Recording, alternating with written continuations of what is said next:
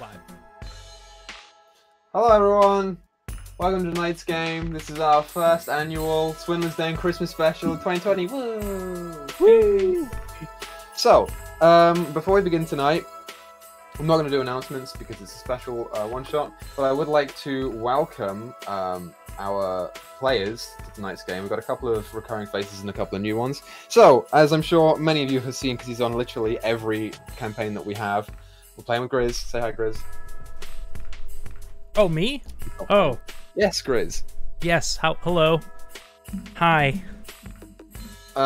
We also have who has played with me but never been a player for me. Tommy, say hi, Tommy. What's up, everybody? I'm excited.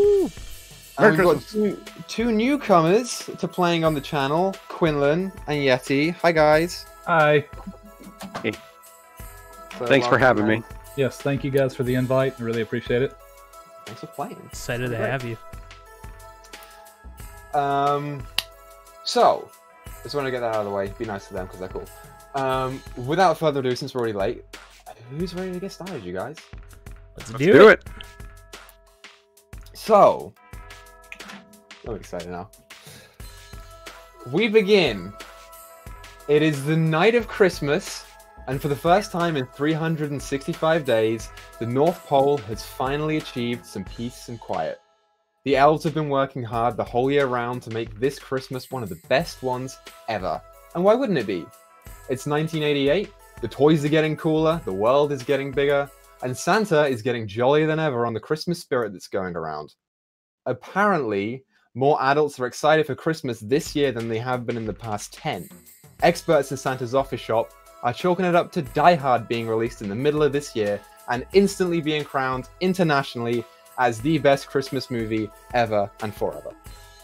And much like Die Hard, our story tonight is that of optimistic humor, ass-blasting action, and of course, the holiday spirit. We start our adventure in the North Pole, in room 555 of the workshop. It is a warm and colourful room, designed with a massive gumdrop button designed floor and red and white striped walls. The chandelier above is made up of upside-down candy canes that each hold a small green or red bulb. Nestled into one corner rests a small but clunky TV, which is currently halfway through an episode of America's Most Wanted, in which a mall Santa, obviously a fake, is driving a hijacked car down a highway followed by a squadron of 3 police vehicles. Most of the elves are asleep at this hour. Having completed their year of hard work, most choose to sleep on Christmas and party throughout all of the following day in celebration of another job well done. But not you four. Sitting on the couch or hanging out in the room, in front of this raging chase rests 4 elves, awake as ever, awaiting a special call. Grizz, if you would like to describe your character for us. Yeah, he's a extremely pale gnome with this slicked back kind of icy hair. Kind of turns into these frosted tips almost. He's kind of got this like business kind of suit on, except it's made out of like these hides and fur trim.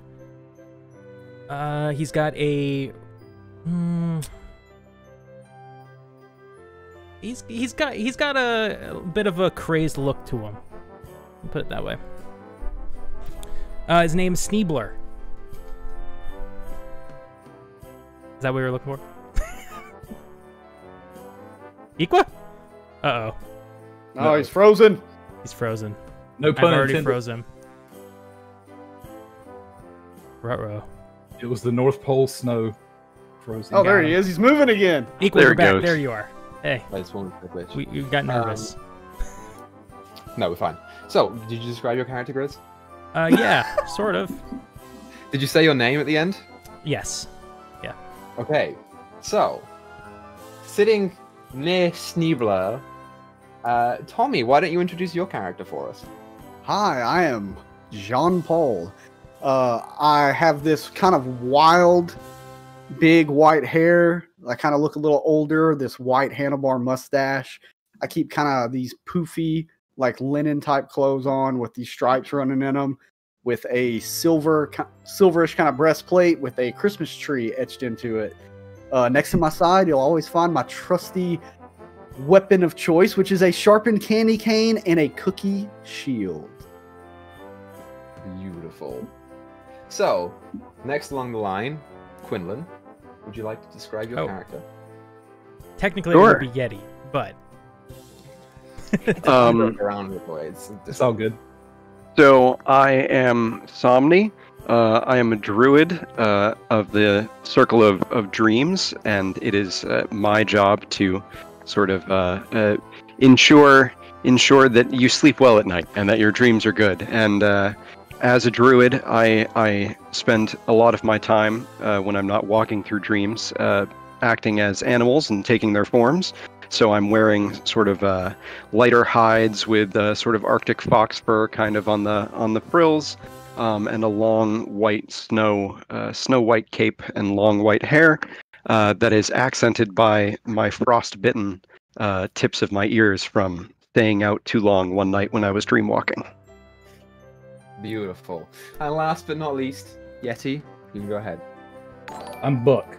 I'm about a 3.5 foot tall, what you'd call a Christmas elf. I've done 3 tours of duty over in Nam, and ain't no one to be messed with. I've usually got on a blue jean or denim vest cut off at the sleeves with a fur-lined collar. Under it's a flannel shirt. I wear a boonie hat, which is the Vietnam-style hat with the wide brim on it.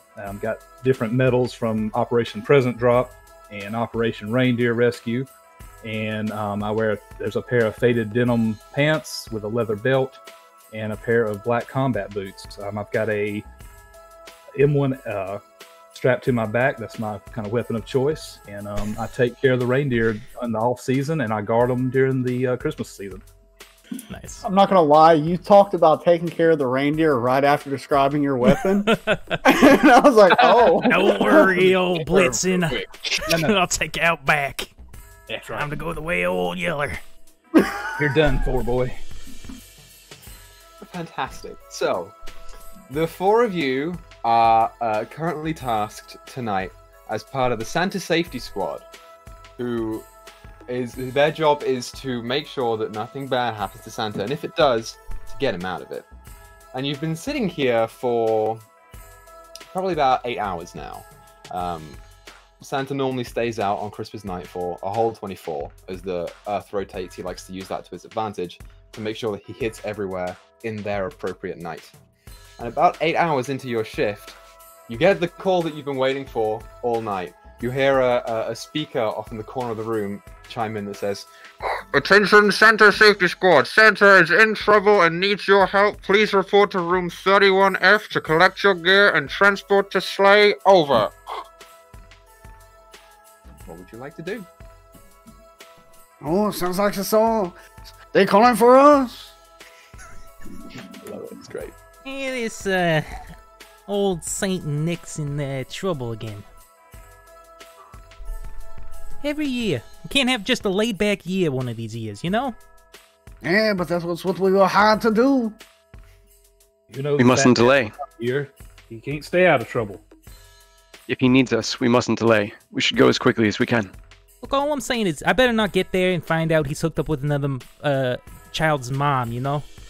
You always hear these stories of him kissing under the tree. One person finds out and it's a song on the radio.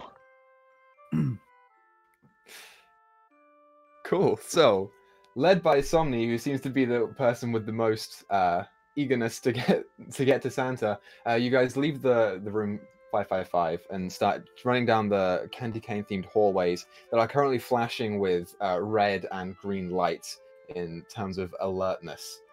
Here you see a couple of elves that are still up, sort of just watch you go by. There's like one female elf that's like there's a couple of you just run past, heading straight to your room. And as you arrive in room 31F, you are greeted to the sight of essentially what is a quick little storage unit.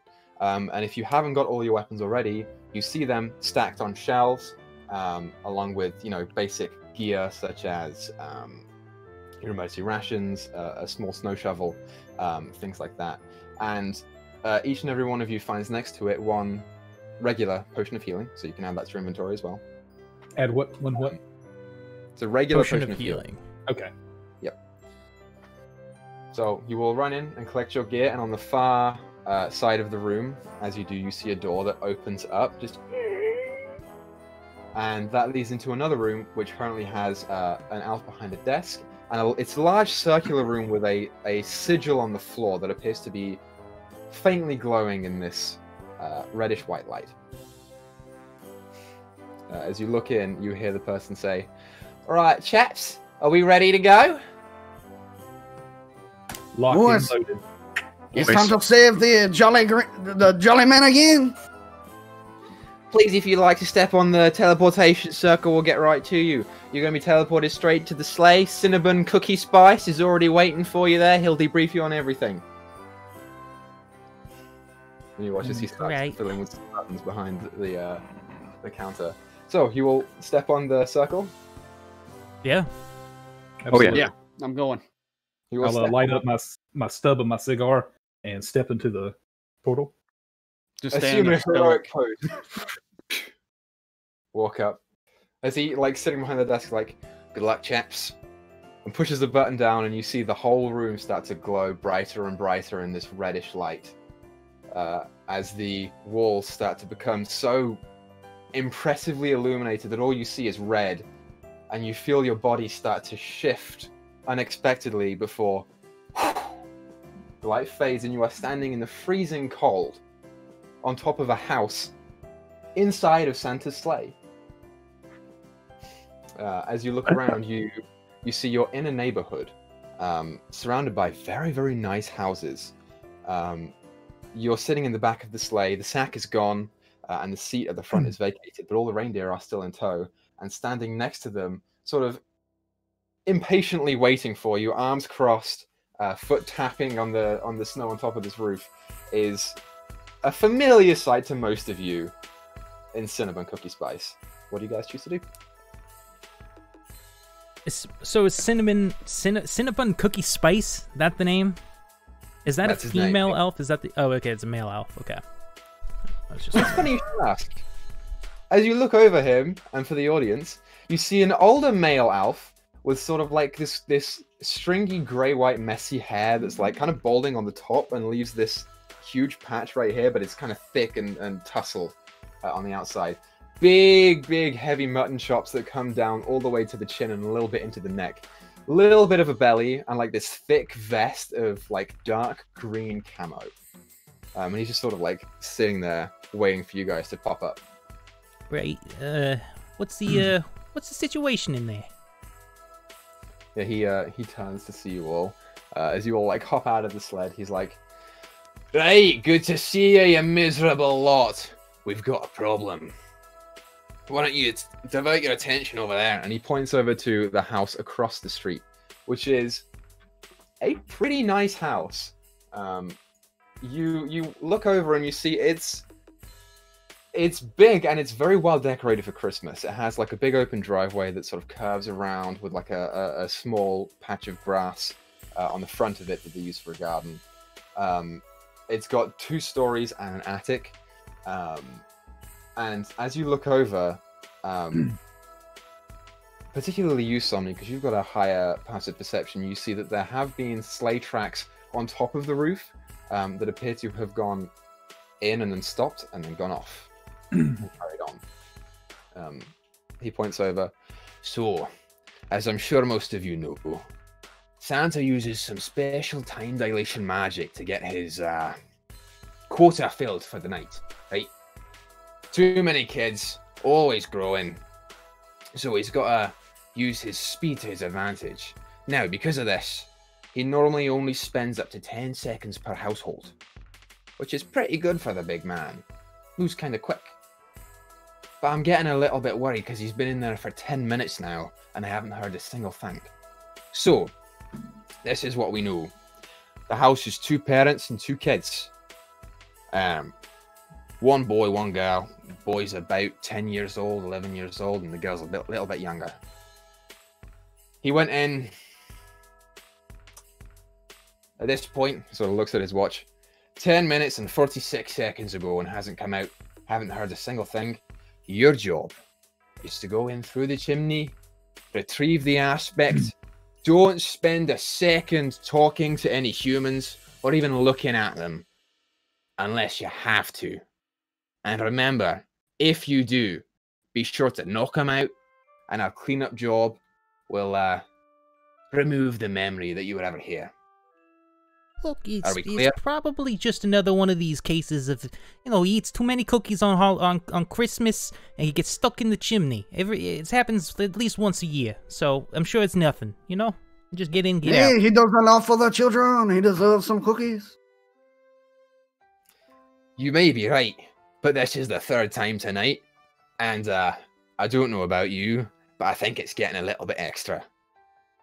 So, any questions before we go in? As he's saying this, I want to pop up my rifle and just kind of take a quick scope through the windows, look around. Yeah, make a perception check. Perception. Perception. That's a 13. That's not bad. Yeah, as you sort of scope in, you see the inside of the house is mostly dark. There is one room on the far left that appears to be emitting a faint light, but it's flickering. It's not a light. Apart from that, everything seems to be dark. There's not much else here that you can see in through the windows. As you're sort of sitting around here talking to Cinnamon Cookie Spice, Somni, you feel the reindeer behind you start to like cuddle up to you and just give you a gentle pat on the back. This is reciprocated, of course. Love to all animals, especially reindeer. This did he say? Did Cookie Spice say that this is the third time tonight that he's been like 10 minutes in a house? He said this is the third time tonight that they've had issues with him eating too much cookies and spending a little bit of time. Okay, all right. It was 10 minutes. I was like, cool. Did he give a reason for the first two? Maybe that'll help. Okay, all right. All right. So Somni's just sort of thinking of best infiltration strategies, and he's kind of thinking, mouse down the chimney might not be a bad one to go with this round. Just to pass off to everybody else once we actually get over there. Already got a mark. Yep. That is an excellent idea. Idea. Oh, it's terrible. Yeah, you see Cookie Spice sort of nods and agrees with you and says, right, so we've got one major chimney in the back section on the left side of the house. I can get you over there, no problem, but that's the one that Santa went in. So when you're in there, eyes out, okay? All right. All right, lads. Best of luck. And you watch as he reaches down, and he has a small sack of his own. It's maybe about like that big, and he puts both of his arms into it, and they sort of seem to meld inwards. And he pulls out this massive. It almost looks like a rocket launcher. And he pulls it out and just sets it on his shoulder. It is this big, like thick green tube with like a cylinder like rail on the side of it. And as he goes and sort of like aims for a bit, something fires out of it, and you watch as this row of Christmas lights just shoots as far as it can and then hooks onto one of the gutters. As he like pulls it back and stamps a clamp into the roof to hold it there. Right, off you go. I'll be waiting here. I give him sort of a half-ass salute, sir, and proud to serve him. Jump on the rope and start making my way across. What is the angle on this thing? Is it are we higher and it's down, or is it equal? What are we talking here? You're a little bit high. This roof that you're on is a little bit higher than the other one that's over there. So we will like slide down. Yeah, you'll slide down. Okay, all right. So I'll just pop my my pine staff up and over and sort of use that as a shoo. We're going. Yeah, just the pine staff goes over. You land on the roof, no problem. Nice and light. Awesome. I'll start climbing up. Yeah. Yeah, let's do it. So, as you reach the roof, it is much the same as you looked at before, Somni. It is, you see the familiar sleigh tracks have arrived on this roof and then stopped, which is further bolstered by the fact that there are reindeer tracks here that just sort of settle in, and there's a couple of them that just seem to patter around one spot, and then they appear to have flown off. You presume to go and hang out on the next roof over, so that Right, because that's where we showed up. Okay. Yeah.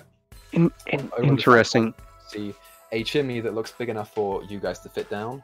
And apart from that, not much else. I mean, it's nicely lit. There are Christmas lights hanging around the gutters.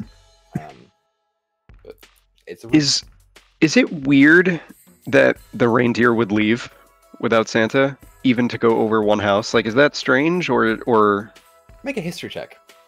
okie doke? I will. Oh, +2. Glory? Yeah, it's fine.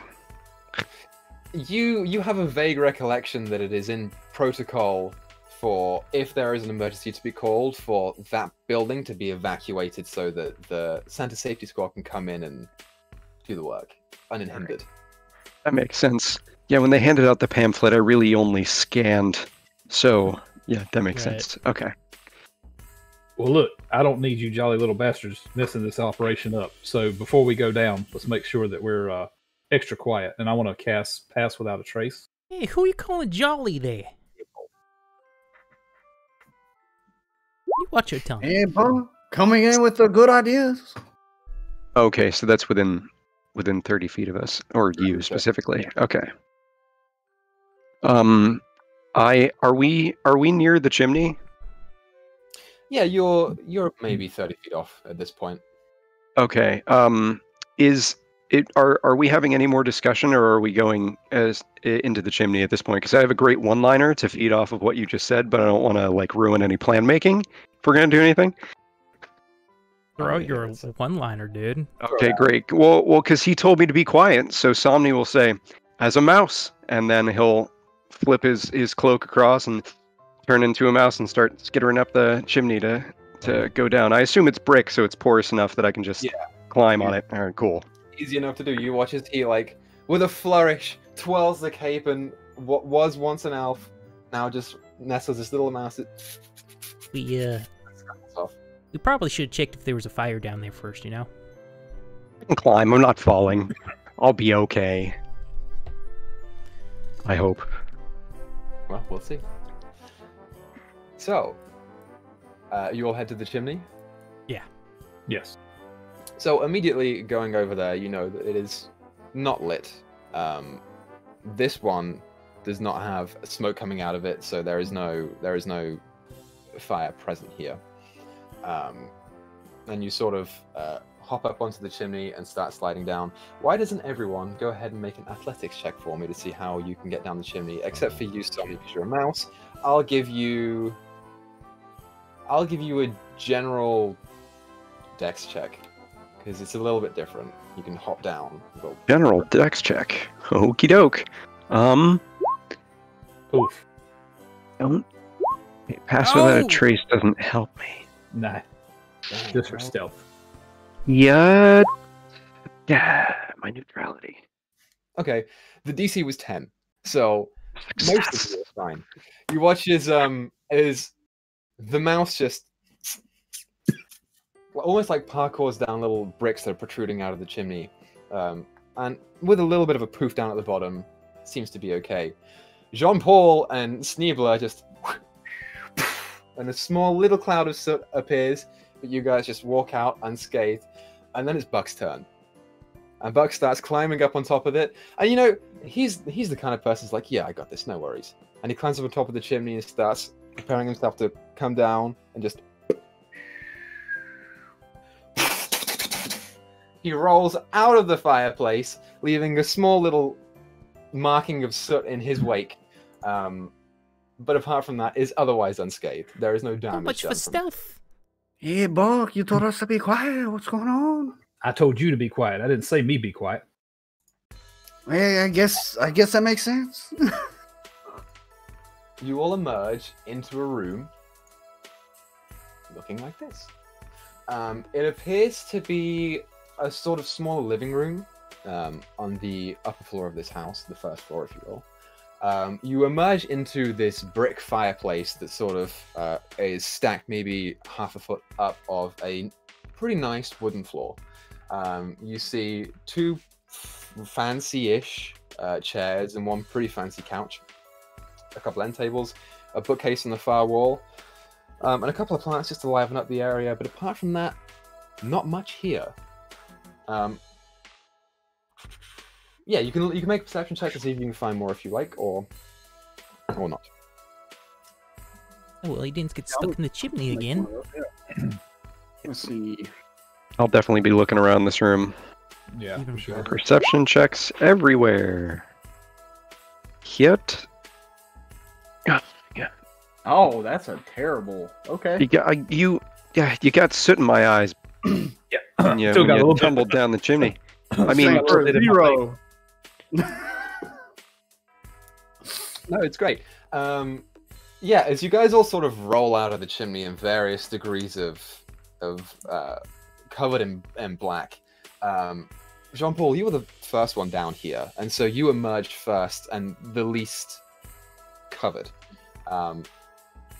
And as you sort of look around, you do notice there are these signature white boot marks that Santa leaves whenever he comes in from a roof full of snow, that he's just sort of left printed on the ground, coming in between these two, the two chairs right there. Okay. And then you notice that they just stop. And sort of right above them, you see what appears to be a skipping rope, like a jump rope, that is tied between the legs of the chair on the far right and the couch itself.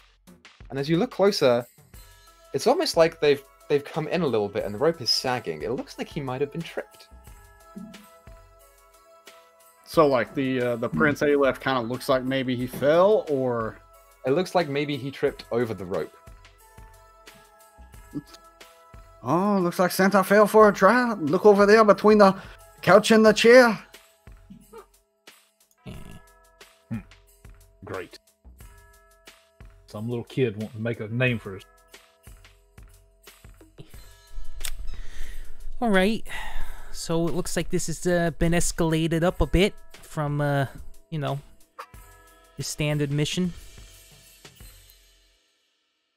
Maybe we should have asked if these kids were bad and he was bringing them coal. Look, I mean, if I found out Santa Claus was kissing my mom, I would want to capture him too. Teach him a lesson. You'll need to stop reading the tabloids.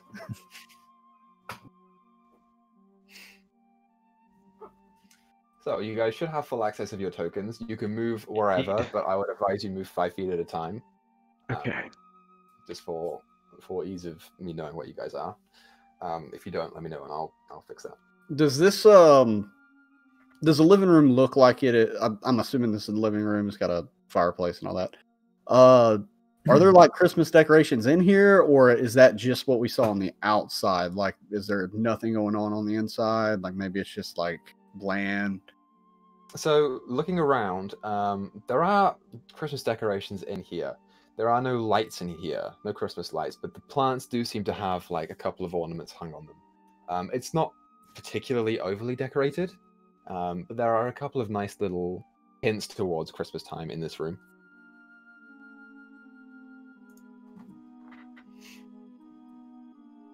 I like the thought though, like the outside was a trap, and that like there was no effort put in, and that it was just Christmassy on the outside as a lure. It's interesting. That's why I was asking that. Mm-hmm. Yeah, it's a good thought. I like that. Do the Maybe ornaments on these plants, do they look like normal ornaments? Does anything look suspicious about them? Make an investigation check. Nice, yeah. Yeah, as you look around at the ornaments, they appear to be pretty normal, but they're very shiny, almost reflective. Ooh. Almost. Let's see here. What is there like a general standard of knowledge for human like human tech in our world? Do we have a general understanding of it, or is it more of a personal preference as to whether to keep up with it or not? No, you have a pretty good understanding because the toys are all made in the workshop. Okay, that So makes you sense. have a pretty good knowledge of it, and yeah. Interesting. Is there just one door out of this room? There is just one door out of this room. Yep. Okay, well, that's convenient for figuring out where to go next. So, if we're thinking that some kids went ahead and stole Santa, where do you think they might hide him? Basement, their bedroom? Whereabouts? Somebody starts like you see the little mouse like stand on hind two and start going like when you say bedroom. Oh,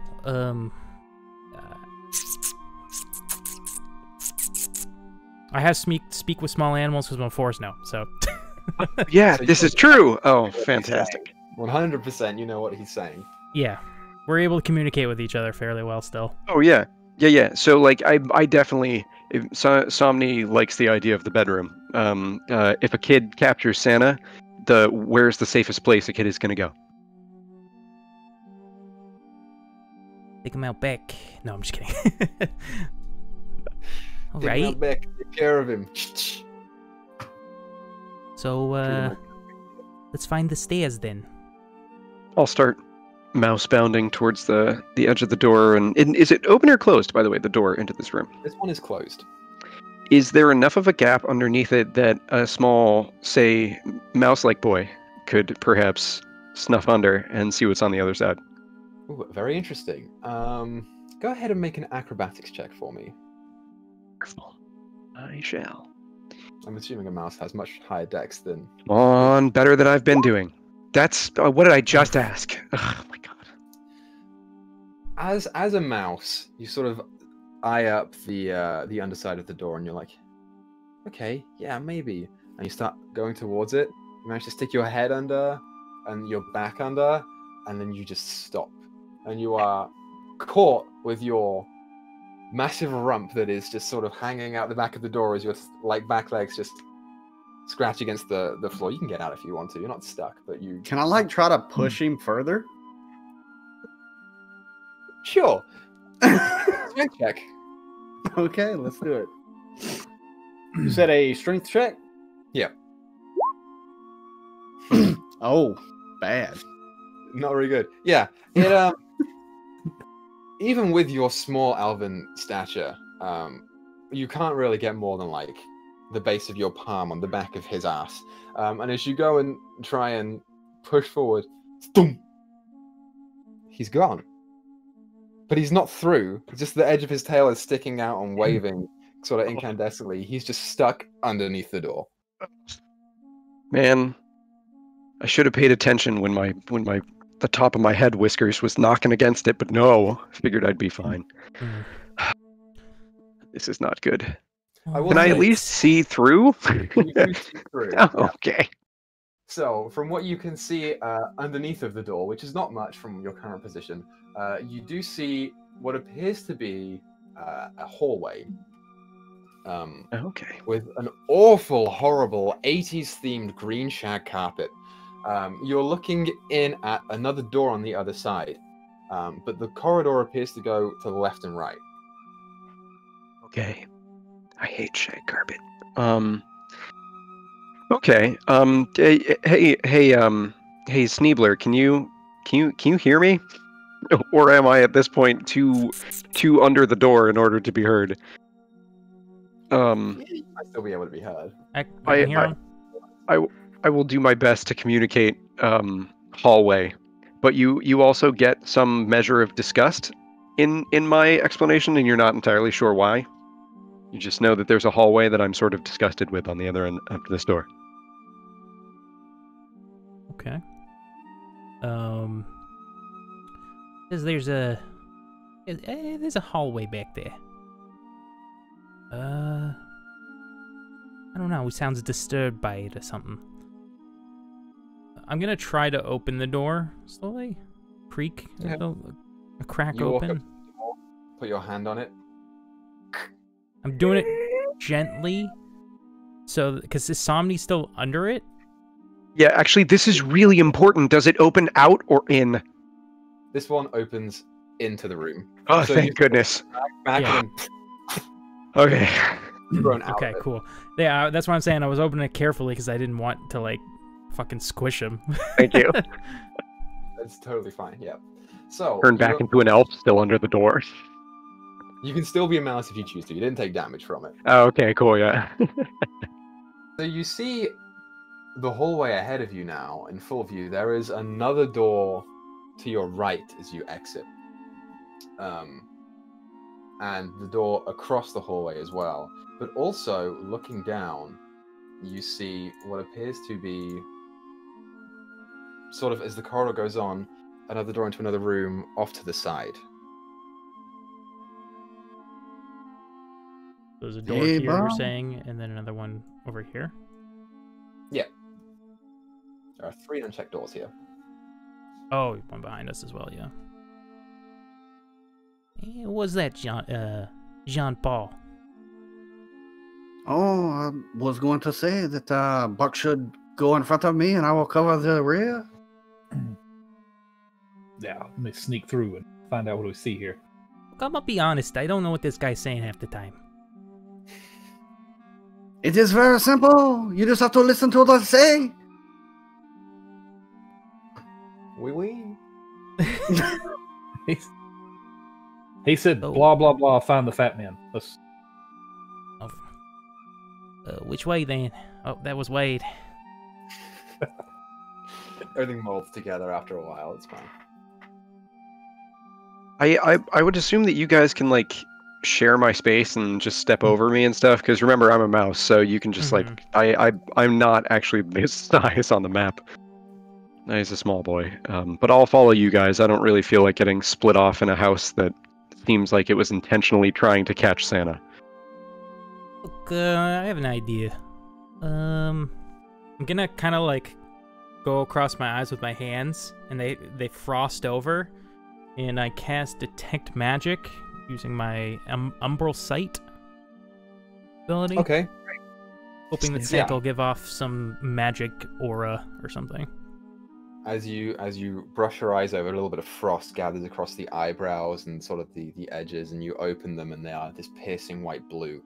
And as you look around, there's nothing. Not one thing is magical that you can see.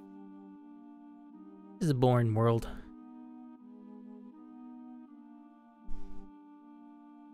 Well, that didn't work. So, who's taking lead? Just like that time I was down in Da Nang, I'll take lead on this. What? I assume we're on the second floor, right? We're not, like, in the attic or something. No, you're not in the attic. You're on. This is weird because people say different things. You're on the first floor above the ground floor, or if you go So it's first the second floor, floor. We're on the second floor. I mean, Yes, okay, alright. Okay, gotcha. British people are weird. Yeah.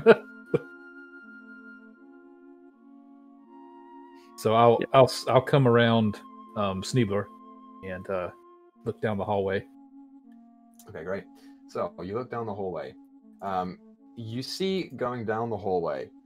First of all, the door next to you appears right there. You are aware that that is a closed door that leads onto another room, probably. I did that wrong. It should be like that. You also see the corridor goes onwards, and I will say, actually, just on the tip of your vision, you do start to see what you appear to make out as a railing, like to a balcony or stairs.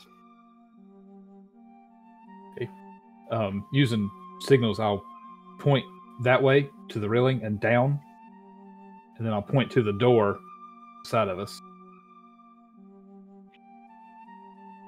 Trying to be really quiet here.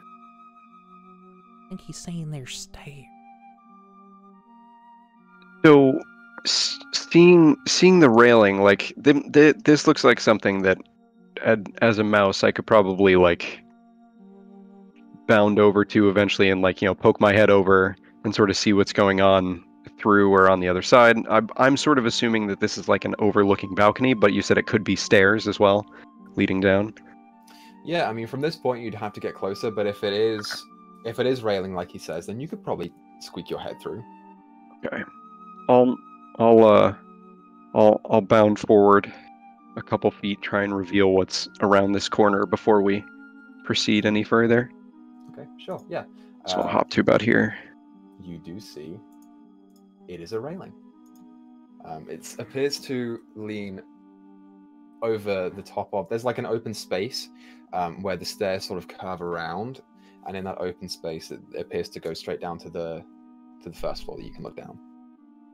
So Okay. the staircase doesn't go up anymore; it just goes down.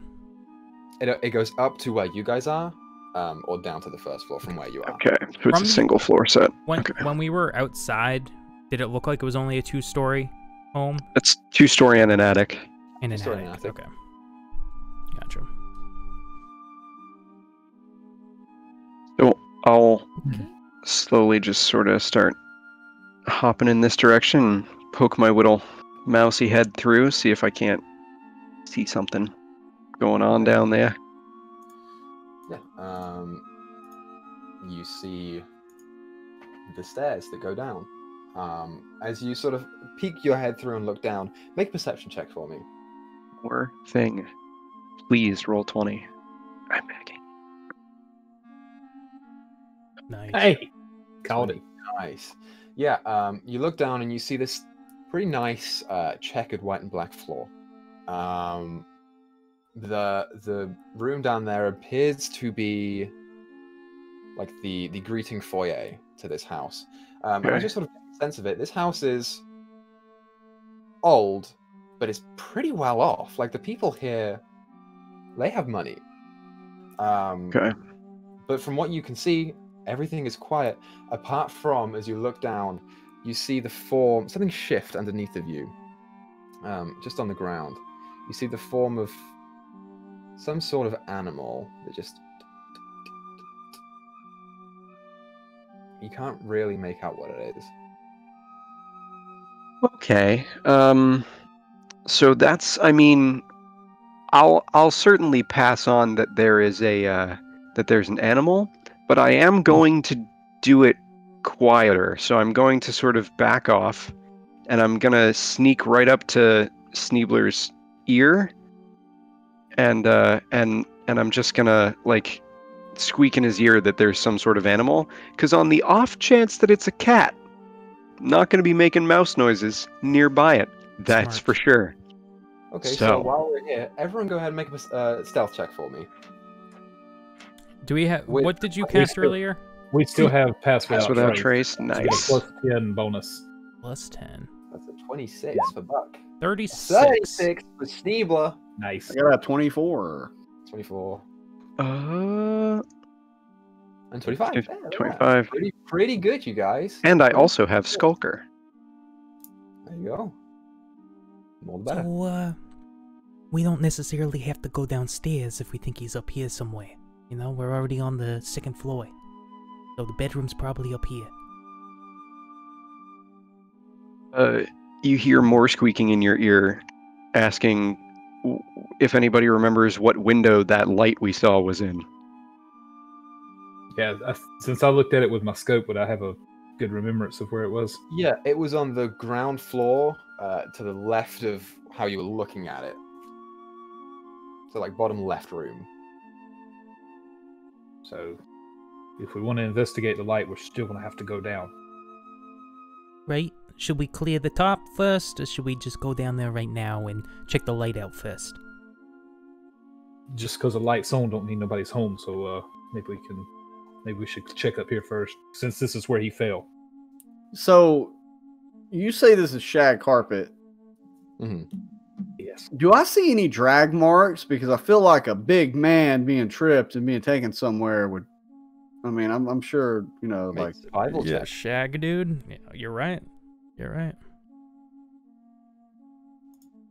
Man, I've got poor. Oh, 18. There are What was definitely that? drag marks, yeah. The drag marks, in fact, go through this door. Which door was that? Could you ping again? Sorry. Behind us. Oh, okay. Hey, I seem to notice some drag marks. Maybe the big man was dragged away. This carpet leaves a lot of clues.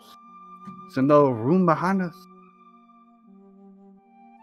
I just look at Sneebler and shrug. I still don't know what the hell he's talking about. I'm gonna look at it.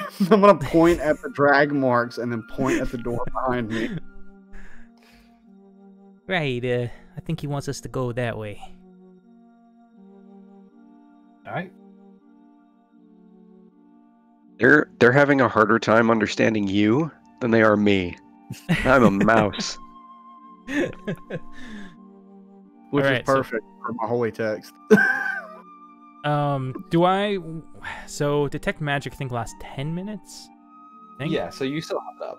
I'm Do I, definitely still on your shoulder, Like Sneebler. pressing my face up against this door. Am I getting anything through there? Not that you can see, no. Not getting any that claws juju, but you still check it out. I can try and wiggle under again. Just be prepared for me to possibly be stuck. Right? I want to hold up a hand real quick, fist, and can I check around the door to see if it's got any type of bell alarms or like floor traps or anything around it? Yeah, make an investigation check for me. Investigation. You Roll 20. down the sides of the door and feel underneath. Does not appear to be trapped. Should be pretty safe. Go ahead and open. Alright, I guess I will slowly open this door as well. Great. So, as you open this door, you emerge into what you see to be almost like a playroom. It's got this... It's a similar floor, but this one's laminated.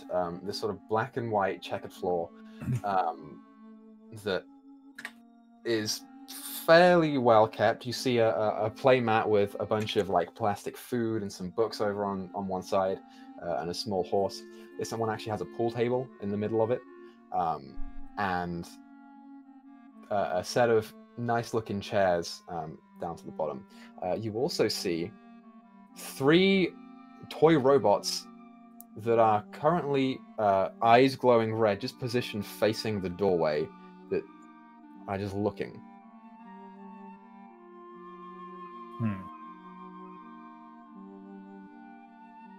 Make room for them to get in.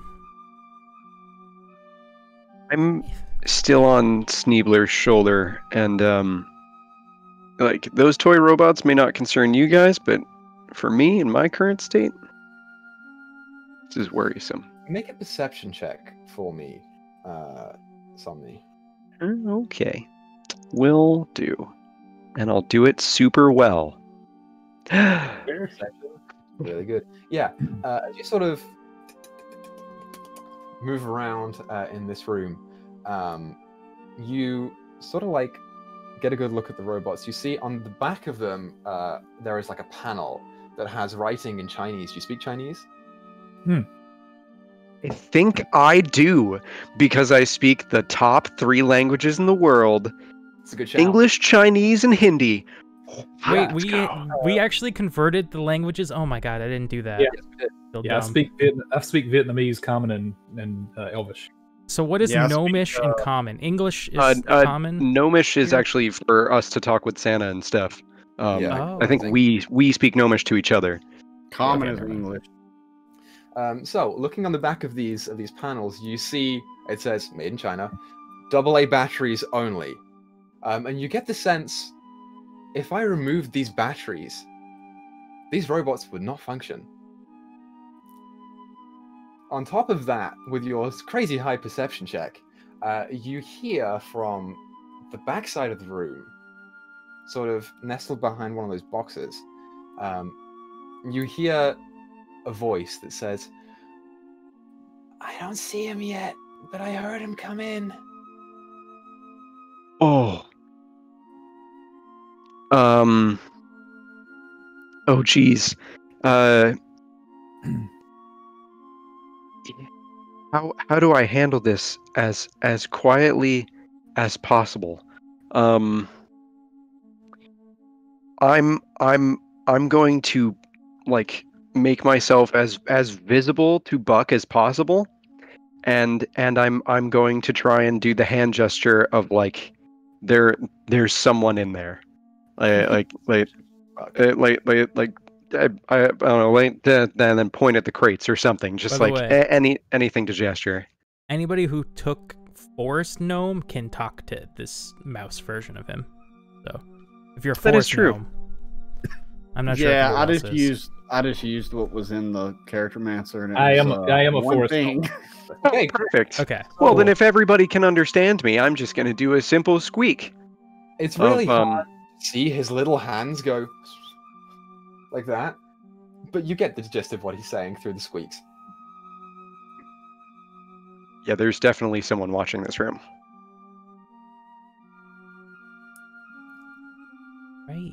So, like we got some pipsqueaks. So batteries, robots, red eyes, voice through crate. So they're either watching with their own eyes or the robots or cameras.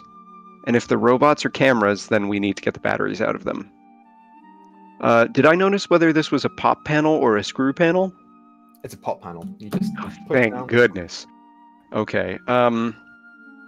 In that case, I'm gonna signal for like hold on a sec, and I'm gonna try and deactivate these robots, at least like one of them if I can. Okay, All of them if possible. And where were the robots located? I'll show you. Okay. So, you see 3 robots. 2 of them are right there. Oof. One of them is right there. Because of your crazy high stealth check, unnoticed by them, they're just sort of standing there waiting. So you can choose to go to the back of one and pop whichever one that you want to try and pop. I think so. So are we all able to move without them seeing us, or is it just like because of our stealth we got into the room and now being in here is a different situation? From what you can tell, you popped into the room and they haven't noticed you yet. Okay. So yeah, go for it. Oh no, I was just gonna say I'll try to sneak around if I can share a space with Jean Paul for a second. I'll sneak around behind, and I want to go for the one that's up here. Yeah, you Oh, can just perfect. Make a stealth check. I'm actually going to just. Oh, never mind. That works. Never mind. Yeah, I'm good. I'll go for this one. I'm gonna be ready to cast Mage Hand and scoop up my mouse friend if something happens to him. Oh, you're the best. Thank you. You I'm said gonna go stealth around check. back to this one. Everyone who's trying to get behind a robot, make a stealth check. Okay, let me just check to see what Skulker does. 21. Okay. Nothing as cool as I'd hoped, but here we go. Oh, Oh, at least I'm a mouse. That's true. Our mouse. But you do well. I don't know if that would count. Never mind. Yeah, because it's a Yeah. fumble. It's a 13, but it's still Yep. a fumble. So, because somebody rolled last, this is all we'll do. You watch as Buck and Jean Paul just, and you guys are elves, so you're used to not making a whole lot of noise when it comes to avoiding humans, and you just pop around the back, look at the robots, and just pull down the thing and pop the batteries out as they, and just remain there motionless. You've taken out this one on here, and you've taken out this one as well. With Somni, it's a little bit different. As you run up behind the robot and you start climbing up it, and you pull your paws up to the top of the panel and start pulling down. You pull down, it's not quite working, so you pull harder and you pull harder, and it starts to fall backwards, and it's falling Oh. back, and then scatters into the room. You hear the person behind say, "Where? I would like for everyone to go ahead and roll me just a quick little initiative. Just a quick initiative for me. That's a There's quick. more of the room for you guys. How's that for quick? I learned my lesson. It's the night before Christmas, and I was stirring as a mouse. That's true, you were. There's a song to warn you of this. I've been trying to incorporate your mouse into my holy text. So, what you guys see as the noise emerges is from behind the crates, you see a box fort with like pillows and a blanket in it. And as you look over towards it, you see a young girl, maybe like 9 or 10, just pop her head out and duck back down. So, I don't have my my whatever, so I'm just gonna. Oh no, I do have her. Never mind. Sorry, I messed that up. So initiative. I'm just gonna write it down there. Ignore that. Yeah. I don't know how to do the Not what I was trying to do. Tell the truth, you little shits. Jean-Paul, you get the drop on this. What do you choose to do? Oh, okay. Well, don't ignore that then. I'm going to. Let's see. That's only. I'm gonna kind of walk up closer, so that's gonna be 10, 15. What's my speed? I think it's 20, 25. 25. Okay, so 20. Can I share the space of this robot? Yeah, it's deactivated. It's just lying on the floor. Okay. Okay, cool. I can still. Well. Anyway, you're not gonna see my token. You're under I'm under the robot. I want to cast Zone of Truth behind those crates after seeing this little girl jump up. Okay, what save is Zone of Truth? I think it is a charisma saving throw. Not good. Charisma is a 6. I'm not gonna lie, it's the first time I've ever spellcasted in D&D. I have no idea what this Congratulations. DC is. Your If you look in your spells, it should be above the spell list. I'm gonna So- just double check. on your character sheet, that third tab that says spells, you click on that, Yeah. and then where your name is in the top left, if you look to the right, it'll say your spellcasting Oh, ability. It'll okay, say- so it's 13. to the Yeah, right of that, 13 yep. is the same DC. It is, yes. So it's a 15-foot radius sphere. So let me mark you down a sphere. So that's your action to cast that. Is there anything else you want to do on your turn? Yeah, I'm just gonna use my free action to be like, hey, little girl, have you seen the big man? Okay, fair enough. Cool. So that's your turn. Somni, you are up. Yeah. Mouse Somni. Well, I was trying to. I mean,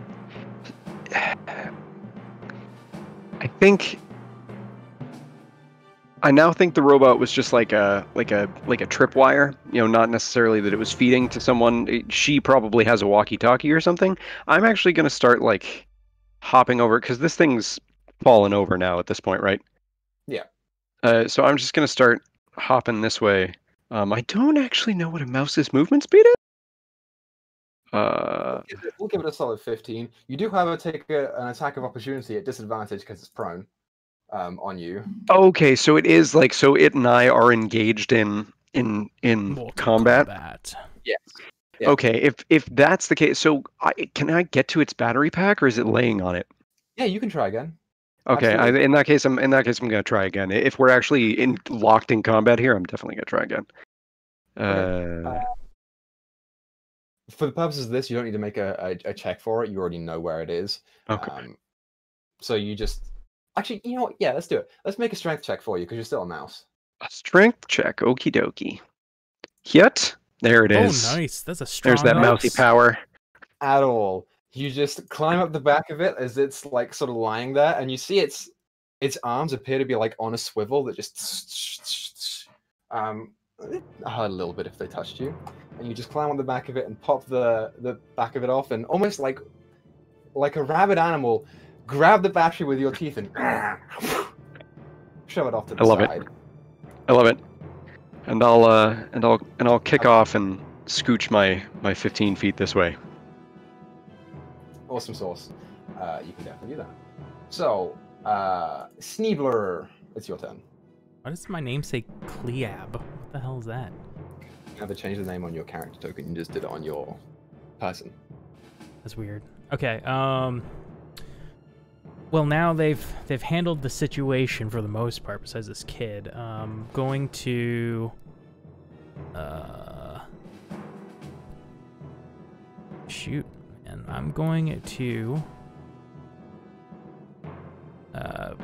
pick up the robot with that mage hand and throw it at the girl, like her general direction. Make a ranged spell attack. Hey, you little shit! Ranged spell attack? Yeah. Okay, You're using a spell. Wonderful. 1d20, and then plus, I think, plus 7. Yeah. That definitely hits. Go ahead and roll. We'll do standard longbow rules. Do 1d8 plus your spellcasting modifier. 11. 11 damage. Yeah, as you say the words and conjure up the mage hand, you watch it. Yeah. You hit. Ow! From inside the box fort somewhere. She takes 300 damage from that. Good job. Thank you. Anything else? Your turn. I'll start making my way toward her. Okay. So it's now her turn. Seeing you do this, you watch as she pops out of the box fort into the entranceway, and you see behind her. This is very clearly like a kid's section, like a kid's area right here.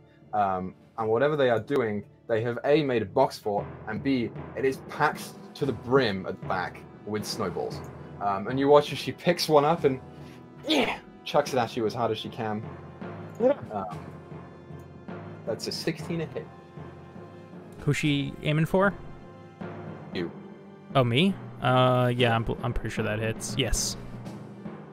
Okay, so you take 4 points of technically cold damage. And she's going to also throw a second one at you for 17 to hit, which hits. For an additional 5 points of cold damage, God and then she's just damn. going to run and duck behind. Got a regular Buddy the Elf over here. Hey, somebody's getting cold this year. Actually, as you watch as she runs back, you hear her say, "They're here! Help me!" That's it. So, Buck, you're up. Will, let's see. I'm gonna run to here and kind of do a cool little, combat slide up against the crates, and I'm going to attempt to hide because I do not want to shoot this poor little girl. Rifle butt. Hit her with the butt of the rifle. Yep, You can but do that. that's all my movement speed, so I'm gonna hide as my action. You can just say you have horse tranquilizers in that thing. Yeah, there you go. So go ahead and make a stealth check for me. Anything else you want to do with your turn? No, with a 22, that'll be my end of my turn. I'm just gonna hide behind the crate. Feel cool. As you run up and slide on your knees and sort of press your back to the crates, they just move a little bit, but she doesn't seem to notice. You're just standing there with the M4. And I do want to I guess no, that'll be it. That's all I can do. Cool. So, John Paul, you're up. All right, let's see here. How tall or how high up are these boxes? They may be 5 feet tall when there's 2 of them on them, and otherwise 2.5 feet tall. 2 feet. Let's see. I want to try, let's say it's 5, 10, 15. I want to try and climb up this one. Or actually, I'll climb up this one. All right, athletics. Yes. Let's do it.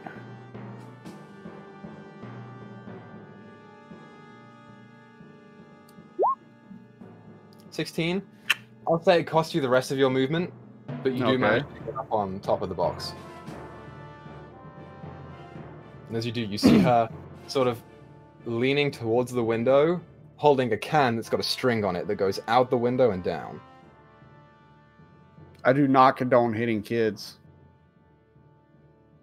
It's magic. You're fine. But this John. but I will Paul- say, I will say,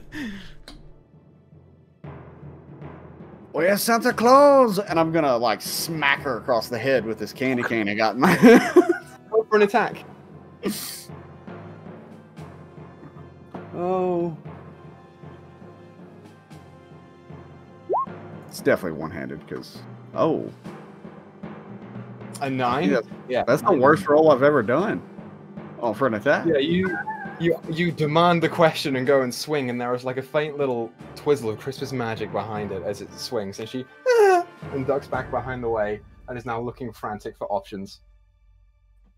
No impact. I guess that's it for me. Do you not have extra attack as a paladin? Oh, I do. I forgot. We're level 5. I'm not used to this. Yeah, I'm gonna swing back up. I'm gonna try and Go get her for on the duck. No. I'm gonna reach down and conjure my inner Daddy Zorag. There it is. Oh, It's typical that you said that just then. of course. Nice. What's that? Roll the Roll. damage. Oh. Yeah. 8 plus 5, 13. I love that. Yeah, as you say the phrase and she's like looking close, like scared and close to you, you swing once and she misses and then boom. She just falls unconscious right there. She didn't have a whole lot of hit points. She just like slumps down into the wall and you hear across the can, you hear another voice that says, Tina! Tina, are you there? Tina! Oh, I think I may have knocked her out on accident. You put that into the can. No, I'm just saying that kind of. I'm up on like 5. I'm 5 foot up, just kind of saying that, whispering it to everybody in the room.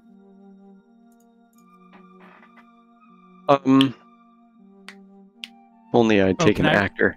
Are we out of initiative? You Order? are now. Okay. I want to run over that fucking tin can. I'll be right back. Yeah. You run over to the tin can, you pick it up, Mhm. it's a string. All right, listen here, you little shits. We're gonna rescue Santa Claus. And, if you gets in our ways, we'll mess you right up like we did your friend here. You know, in fact, if you ever want to see her again, you meet us. You meet us in the playroom with, old Saint Nick. You there's a moment of pause as you like scream into this can of rage. And the response comes, we're not giving him up. Come get him. And the imaginary dial like tone comes in. But the can just Imaginary dial tone on the cannon There's string. there's an actual dial tone, and you're just like, whoa. Yeah, they held like their parents' phone up to it. yeah, you feel the can start to shift a little bit, like it tugs on you, and you look out the window and the other can is just Yeah. dangling outside. Appeared to come from the first floor. I was gonna They do. I was gonna run along the string and figure out where it went if he was still holding it. Ah. So, seems like, they might have Santa down there. After all. Well, I have some rope in my pack, so I'm gonna start tying this girl. Or she's not dead. She's just knocked out, right? No, okay. as you look over her, she's kind of peacefully sleeping right now. As you know, Elf magic can't kill people unless you want it to, otherwise it just gently puts them to sleep. Hold on, did that 25 Yeah, we- gifted subs? My God. There's 25 Thank you, emote Dido. shared. Emote shared. I don't know if that's gifted or what. I'm confused. I don't have the Twitch open, you guys. I know, I can't get... Like, I clicked on something, and I don't know how to get rid of it either, so I don't know how to see what happened. I like Thank that. you I very like much, them Dido. smooches, though. I like them smooches. Thanks, Dido. Thank you. Thank you. Sorry. That's awesome. I don't know how to get rid of that My new thing now. emotes. Gotta refresh the chat. Thank you very much. Very generous. So yeah, regardless, you can tie her up very easy. Okay. She doesn't resist. She's knocked out clean. She's just generally just like sleeping there. I make sure that there are visions of sugar plums dancing in her head, and all that good stuff. You wave some magic, and she's like, That's right. Sleep soundly and stop trying to kidnap the Sandy Claus.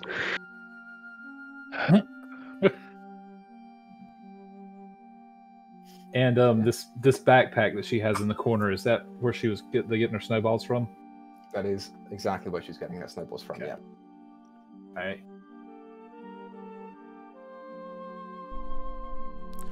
You know, I'm kind of impressed with the quality of these snowballs here. Snow Miser would be, he would like this.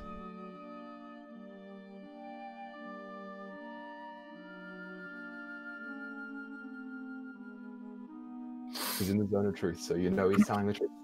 Yep. Yeah, that's right. There's Zone of Truth. You hear a small squeak that translates to "that guy scares the crap out of me." That's why I'm over here out of the Zone of Truth. Oh man. Look, Somni, you don't have to feel bad about it. You know, he's not that scary. He just wants winter year round. You know, don't you want Christmas year round?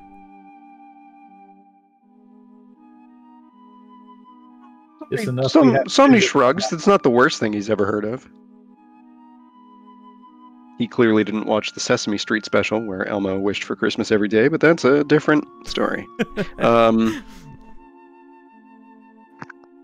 Okay, so I have a question for you, Equa, which may be too mathematical, but Okay. is the can swinging, or is it like lying in the snow? Because if it's swinging, that means he was close by, underneath, and if it's dragging, that means like it was across the house a little bit, because the string would have to be so long, and if he dropped it, I don't know. That's why I think it might be too mathematical. Yeah, so make a perception check for me. Do. I think. Hello? Please? Nice. Pretty good. Yeah. As you look over it, it is still gently swinging. And as you look, Okay. it did appear to come from one of the back rooms of the first floor, of the ground floor. Okay. So So that does matches up. this window looked inside? I'm confused. Or is it like the string went from a window from the second floor to the first floor in another window? Yep, exactly. Yeah, it went That's what I'm from picturing. Out of the window and then out the side of the house and then back in. Gotcha. but he Okay. closed it. Yep. Gotcha. That helps me visualize a little bit better. All right. Okay. So yeah, we definitely have to go downstairs. Right. So, yeah, let's get going before, lay off the guy. Yeah, you see the little mouse tapping his wrist like this. And you hear a squeak, which translates to, "In all seriousness, please tell me if you see a cat." He'll do. For sure. And I bet my last candy cane that we're above that room with the light on it. So that's might be where we find this voice. Omni agrees. Back to staircase then. Yeah, he'll start hopping, bounding. Okay, so you guys make your way back out to the staircase. There are two doors at the bottom there that you can go through if you choose to. That you age will probably lead back out to the staircase. But I'll reveal a little bit more for you guys. You see the staircase, and you can go down it if you choose, or you can do more up here. Your choice. Let's go straight down there, I think. All right, so Yeah. we're gonna work our way down Yeah, there. let's get it. Okay, so as you all attempt to go down the stairs, you all get to about where Buck is in a horizontal line, before you see your foot start to slip on something slick. I would like for everyone to go ahead and make a dex save for me. Oh, 15, 16. come on. Oh, damn. no. Can we Six, use the six, other, six. like, the advantage? You said advantage, right? I did not see advantage. Tommy. Satan Claus is here. It's the anagram. So, Buck and Somni, you feel this and you're like, oh crap, okay, and you like catch the banister to secure yourself, but you don't fall. The other two of you, both of you make acrobatics checks for me. Oh, this sucks. Oh. Oh. No. Dude. So, the two of you, I'm so glad that you failed this. You both suffer 2 points of bludgeoning damage as you, like, hitting your head and your shoulders and your back off of the stairs as you fall down. Not catching yourself on the way down, you scatter on the floor, and you feel things sticking into your back and your legs. And you're like, ow! And you look around, and you are sprawled out on a floor full of Lego pieces. I was going to say Jax. Oh, Lego additional- pieces, that's the worst. You both take Oh. 4 points of piercing damage, and you both lose 5 feet of movement speed. As That's your about right. Rob. Jeez. Did you say 4 or 5 points? 4 points of additional piercing damage. I will drag you guys over to the Damn. ground floor. So, the two of you, conveniently so, are still up at the top, and you two are like sprawled out along here. You guys made quite a racket on your way down. Gonna kill these kids. No, Sneebler, are you okay? Yeah, that's nasty tumble. How about you? Oh, my back is hurting, but I've learned that you do understand me, so you've been lying all along. Hey, what was that?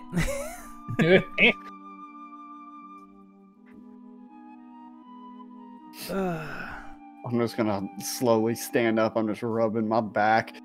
Me and my old self. Yeah, the rest of you all see them start to pick up, and you see the Lego pieces. You don't have to worry too much about it. Somni, you do hear off to the side a gentle. It appears to come from somewhere to your left, down on the floor. The noise seems to have done something. My eyes are locked. Locked, I say, on the source of that noise. Because that's just enough padfalls to be a cat. What'd you say? Perception? Perception, yeah. Okay. Oh, thank goodness. A 21. Yeah. You look down over to the right side of the banister. So you'd be like over there. And you do see sort of like stretched out on the floor, kind of like stretching out, tail back, the oldest, scrawniest, angriest looking cat that you have ever seen in your life. You can't make out shades of color, but you watch as it like yawns and then puts its mouth closed, and the whiskers just sort of fluff out, and it's starting to walk towards your friends. Boy. There's two very strong impulses screaming at me right now. The mouse impulse is to run into Buck's hat as fast as possible.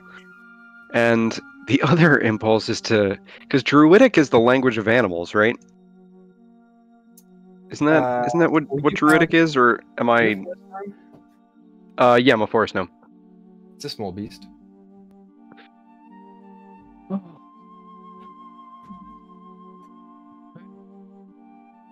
Oh man. I could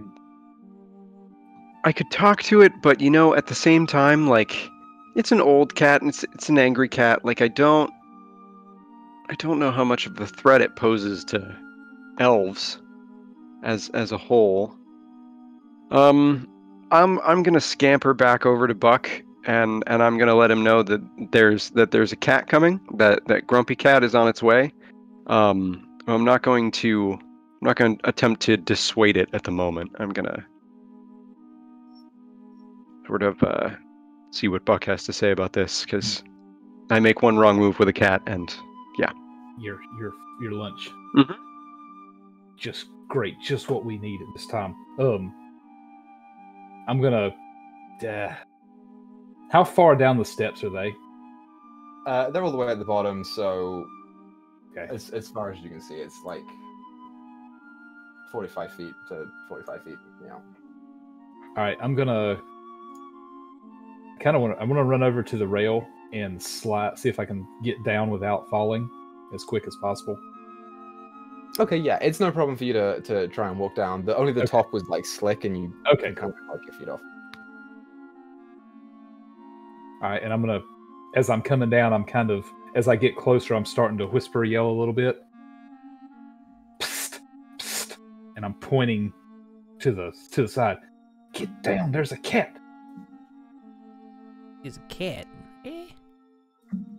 He's scared of no cat. I'm gonna lean over, like walk around and look at the cat. Okay, you walk around. And, like immediately, it starts doing the exact same thing. You watch as you come around, and it's all the fur on its back like poofs out, and you can see like this rigid skeleton. This thing is old and like lithe and scrawny as it puffs out and just.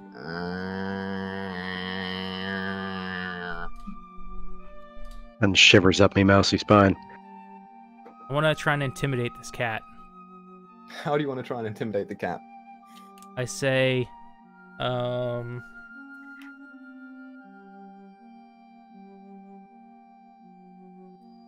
man, what do I say?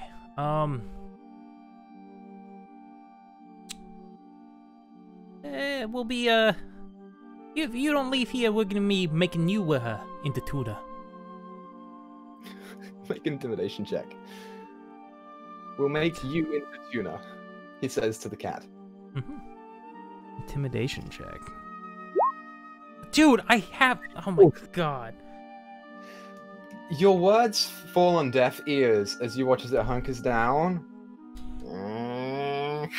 and starts running straight towards you. No.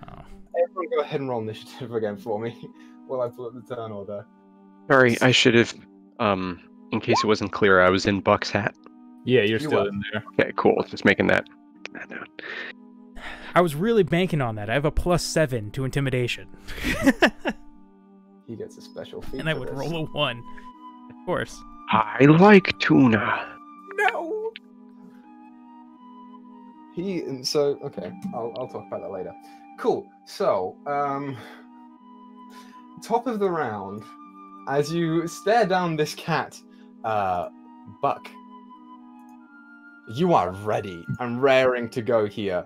Your turn is first. What do you choose to do? All right. In one hand, I've got my my combat knife. In the other hand, I reach into my pack, and luckily, I come prepared for situations like this. I pull out a little bit of kitty kibble, and I say, "Hey, Fluffy, you don't want to mess with us now, do you?" And I'm going to cast Animal Friendship, and I'm going to try to convince him that we're just your friends. We're not here to hurt your kids. Steal your presents. Do that. So he has to. Spell fails. Yeah, as you go and try and hold out a handful of kibble in an attempt to friendship, it just looks at you. Does not work. This cat is a special cat. He's I special. homebrewed this cat. All right, and as a bonus action, I'm going to take a few steps back with since Somni's in my hat still. Okay. You. So yeah, move with him. The last thing I want is him to get eaten. Yes, please. Yes, please. Awesome. So, next it's the cat's turn. The cat is going to attack you, Sneebler, twice. The first one is not good. It's a... No, it is good. Sorry, it's still not good. 13 to hit. It does not hit. And the second one is an 18 to hit. That one does hit. So, you take 7 points of slashing damage as the cat, like... You see now, this thing is senile. And you, as it's coming towards you, you get a look at its collar. The collar reads Mr. Angry. And you watch as it, like, lunges forward, just tries to match you twice with the claws. One of them does make contact, and you feel the tears start to emerge in your hand. But it's not too bad for you. That's its turn. It's now Somni's turn. Okay. Do I really want to use one of my only 2 spells? No. No, I'm good. Never mind. You sure? Yep, I was thinking about Hellish Rebuking it, but I'm not gonna. So, Somni, you're up. Boy. I can't really do much as a mouse, per se. I can't cast any spells or anything. I kind of need to... That is true! I don't like it, but it's true. Yeah. That'll be a fun endeavor. I'm gonna jump off Buck's hat. Okay. And I'm going to make mousy squeaky noises and feign having a paw that's not working as well as the others as I react to the cat and then start skittering this way in between Buck and Tommy. What's your guy's name? Jean-Paul. Jean-Paul. In between Buck and Jean-Paul, like that way to try and get the cat to come this way. Yeah, make a performance check for me. Yokie dokie. Oh god, I extended wild shapes into my performance. See here. Ooh. 16. Yeah, you watch as this cat is like laying into Sneebler over there, and you just... And you watch as the cat who was like laying into him just and gets hunkers down low and the tail starts. Yeah. It's deeply unsettling. Yeah, it's scary to you, for sure. Yeah. I'm gonna start. Yeah, I'm gonna start scooting this way. Absolutely. And that'll be my turn. Cool. So, Sneebler, you're up. I'm gonna summon forth my rapier. So what I do is I draw out this this handle, like fancy looking handle, and then this ice starts to grow out of just the handle of it. So it's like an ice blade, and then I'm going to poke at this cat in a non-lethal way. Go for it. Roll for an attack. A rounded ice spike. 19. That hits. Go ahead and roll damage. 12. Ooh, that's good. That's pretty good, yeah. As you pull back the rapier, and just as you pull it back, the blade almost seems to like extend at the rate that you're pulling it back, so it looks like you're just like the blade is stuck there and you're just pulling it out. And as you do and bring it to a point, you just stand there and just jab it once in the leg. No blood comes out. You're not killing this thing. You are an elf still. But as you do, this ice starts to just crawl up the side of its leg, and but it is still up. And then I poke it again. 10? 10. Does not hit. As you go and try and jab again, you watch as it like... Did I get advantage because it was distracted by the mouse? Only on the first one. Damn it. Alright, yeah, good point, good point. Yeah, Alright. as you go and try and stab it again, it just turns back to you and tries to bat the rapier away, which it does successfully. Awesome. So, anything else you want to do on your turn? No, that's it. Jean-Paul, you're up. All right, let's see. I'm gonna move up right alongside Sneebler here. And I'm gonna say, it was the night before Christmas and all through the house. This cat was stirring, so I must knock it out. I'm gonna smack it over the head with this candy cane. Go ahead and roll for an attack. I'm tempted to give you advantage just for the pun, but I won't. Oh, damn. My accent sucks, I get it. That ain't it. 23. Yeah, Advantage anyway. Yeah, that hits. Go ahead and roll damage. Hey. How do you want to do this? I'm just gonna like smack it over the head. Like, I don't want to like. Yeah, I'm just gonna smack it over the head. Okay. Like I'm golfing. Yeah. It's almost like, Yeah, real putt one hand and just whack. Shield still attached. She just walks up and like, this'll do. It's like a gentle knock to the head as it, and just starts walking off to the stairs and just curls up on the side of the stairs and just is unconscious. Look, I don't get paid enough for this shit. Okay. you're getting paid for this? You get paid exactly. I thought we just did this because we liked it. Not everybody gets paid in silver and gold.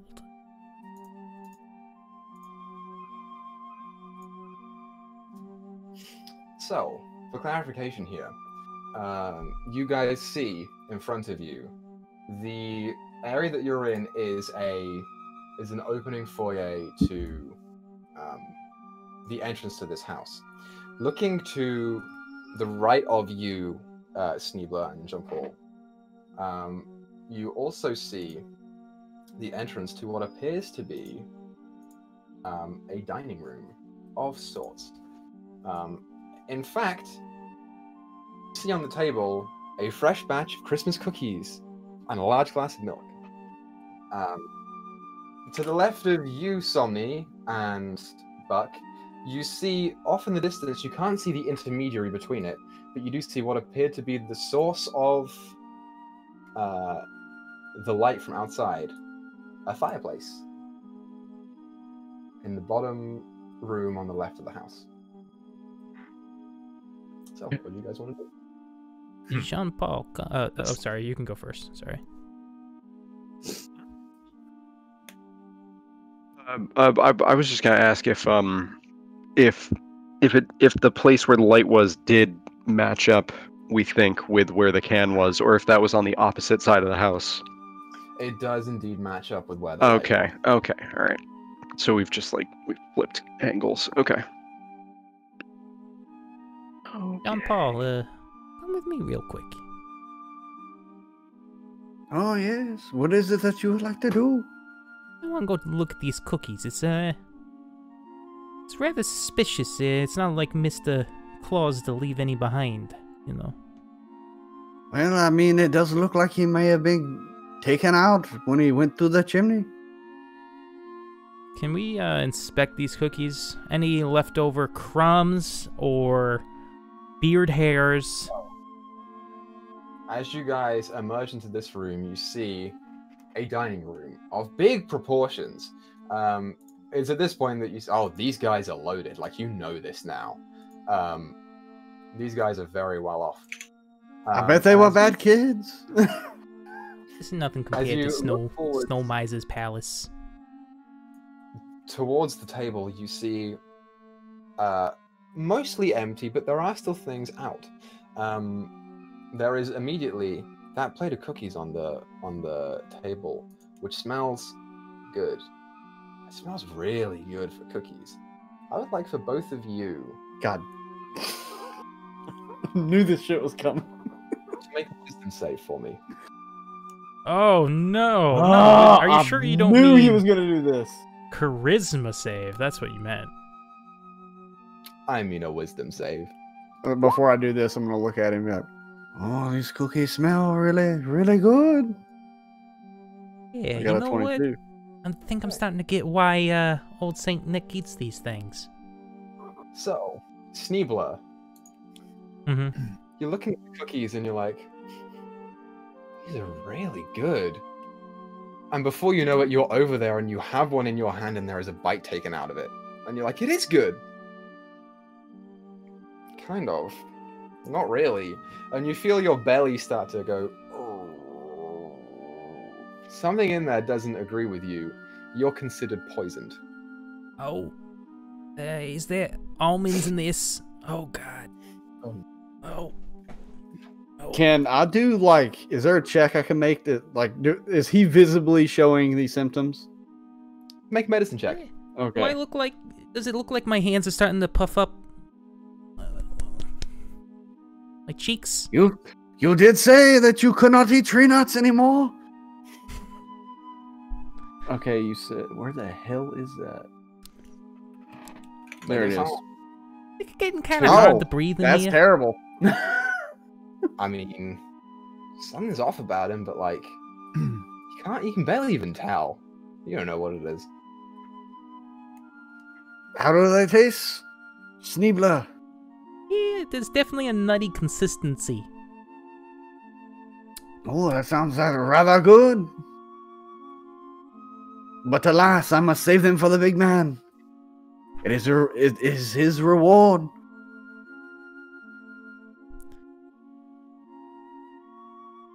So am I gonna have disadvantage on stuff? What is the effect from these? It is disadvantage on ability checks and saving Alright. not saving throws, I don't think. I think it's just ability checks, right? It's poison. Double check it. I mean, I'm just gonna say this. I don't know there's anything wrong with you, man. Yeah, you just hear him talking about how he's not feeling good. It's weird. Yeah, it's like, I mean, here you try. Maybe you'll like them better. I mean, I want to break one open. Is there any tree nuts in this? Are there almonds or pecans or macadamia Yeah. nuts? Yeah, you break it open. There is some kind of nut in there. Oh, this it's not good. Oh, shoot. Okay.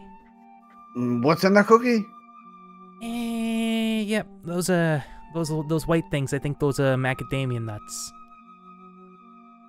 Would I know that his nut allergy would be considered a poison? How well do you know each other?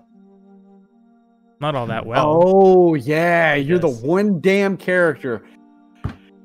Bastard. It's hard to tell. He's saying that he has a nut allergy. I think I might be allergic to cats. I'm starting to get a little itchy.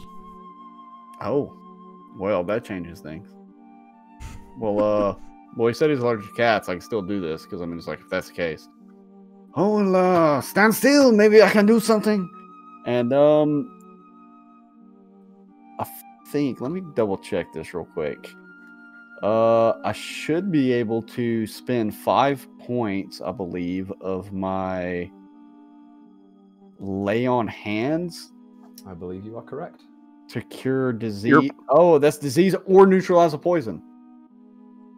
Nice. Yes, you So, yeah, I'll look him over and do some. I'll lay on hands. I'm not gonna say what I was gonna say because that sounds weird, but lay on hands. Touch hands. No, that's not what I was thinking. I was like, I'm gonna touch him. Wait. I'm gonna put my hand on his shoulder and be like, "Oh yeah, you're starting to look rather pale. Allergies are very deadly." So I'm gonna like try and cure him up a little bit. Yeah, so your belly starts going from this like low, and it just ceases. I feel much better. Don't have my voice. It's gone. It's weight in disguise. Ugh. So while the two of you are Alright.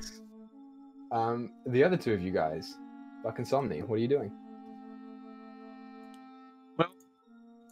be chilling with Buck, basically following him. I'm probably back in his hat at this point, having avoided the cat. Fair enough. I'm fixated on this light, so I'm gonna start creeping down the hall towards the darkness, or towards the edge of the carpet. Sure, absolutely. So, as you get closer to the room, you see inside of it. This appears to be the formal living room. It has a rather nice looking, kind of like businessy feel to it, with like a large ornate table in the middle and two extensive couches on either side with one regular sort of fancy chair.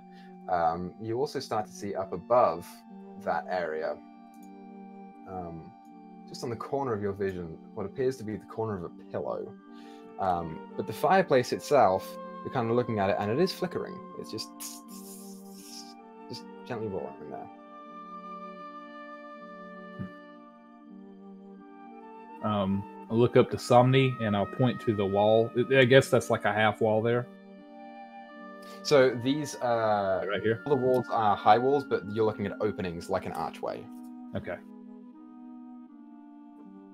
I'm gonna sneak over to here so that we can get a good look at what's around the corner. Okay, sure.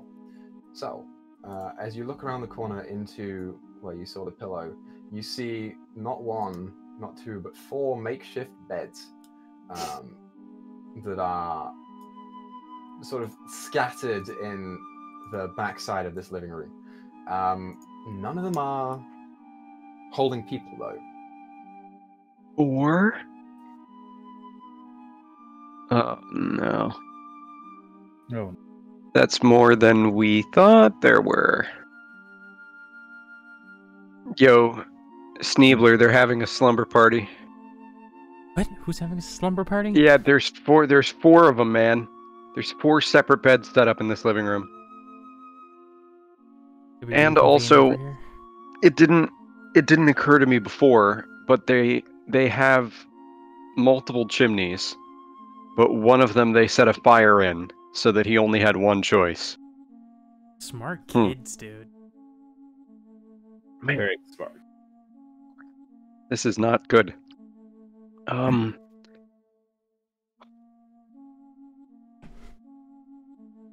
There's nobody in here that we can see. Not from what you can see, no.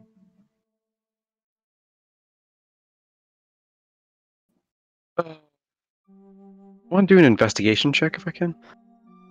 Yeah, what are you investigating for? I am. So they had that box crate fort before. Mm-hmm. I don't trust that they're not watching this room too. Like they've had a plan for everything before this. Why not now? So I'm looking for anywhere that looks like, something built up to maybe, cover them, or something that seems kind of out of place and that might indicate if they're watching us, or if they've done anything down here. So do you want to get hands-on, or do you just want to look around to see what you can find?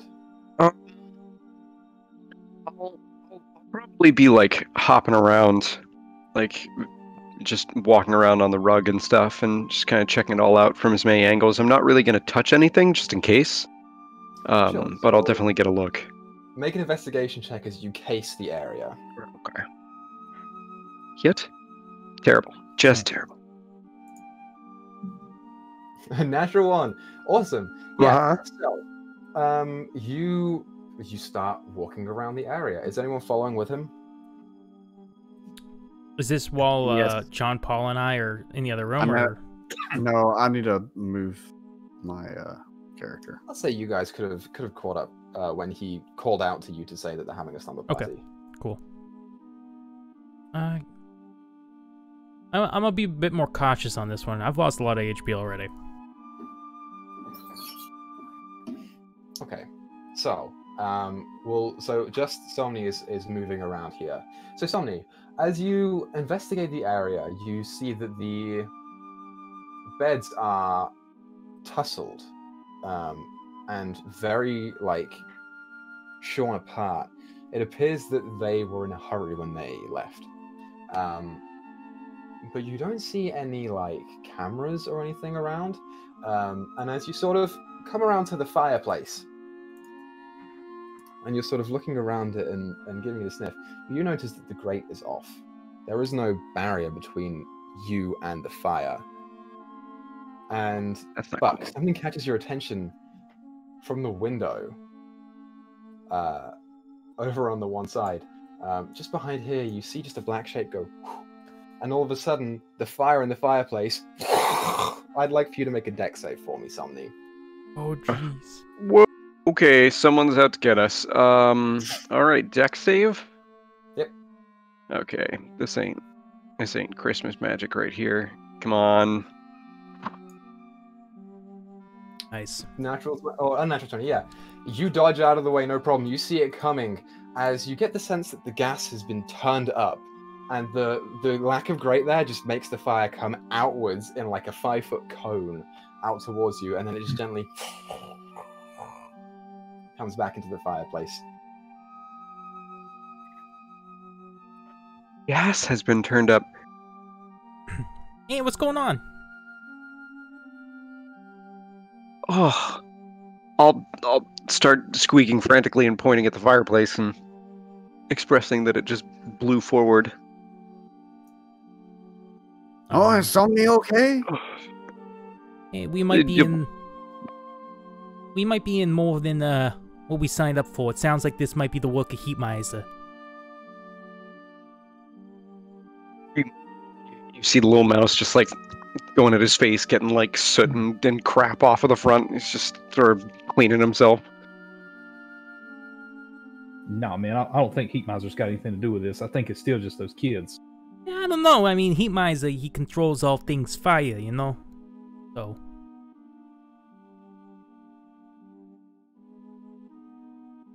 So, do we see? Did anybody else see that little shadow run? Omni didn't. He was too wrapped up. Yes, you did, no.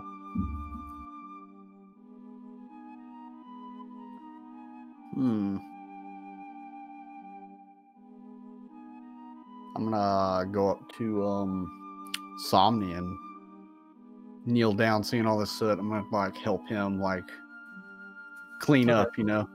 Thanks. It's behind the ears that I always have trouble with.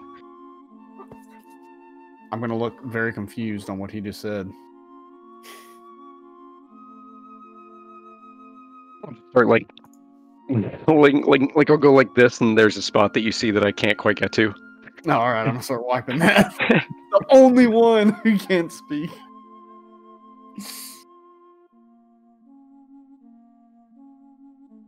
I'm gonna start wiping him down. Oh, are you okay, little friend?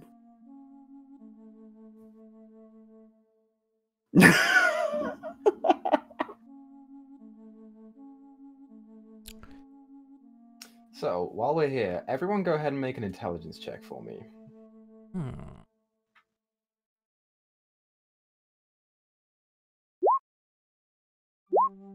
Good rolls, you guys. So Good rolls. smart.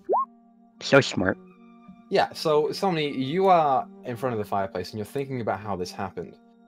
Normally, in these houses, fireplaces like this are connected to a gas fireplaces anyway, connected to a boiler. Most of those are kept in the basement. Dear. Oh, dearie dear. Okay. All right. Somni will start squeaking that he has suspicions that this house has a basement. Okay. Yeah, that makes sense. Yeah, he also squeaks that it might make sense that they want to get him as far away from the roof as possible.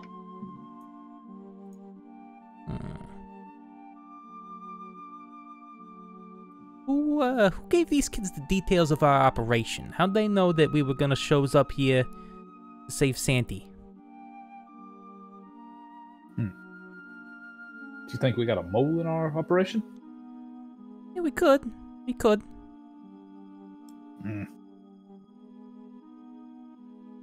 They do They seem quite knowledgeable. They could have just assumed that, that somebody was coming. They might not have known it was us, but they could have assumed that, if Santa gets caught, someone's going to show up. So, what's the motivation here? We thinking these kids, they want to end Christmas? Do they celebrate Hanukkah? What's the motivation?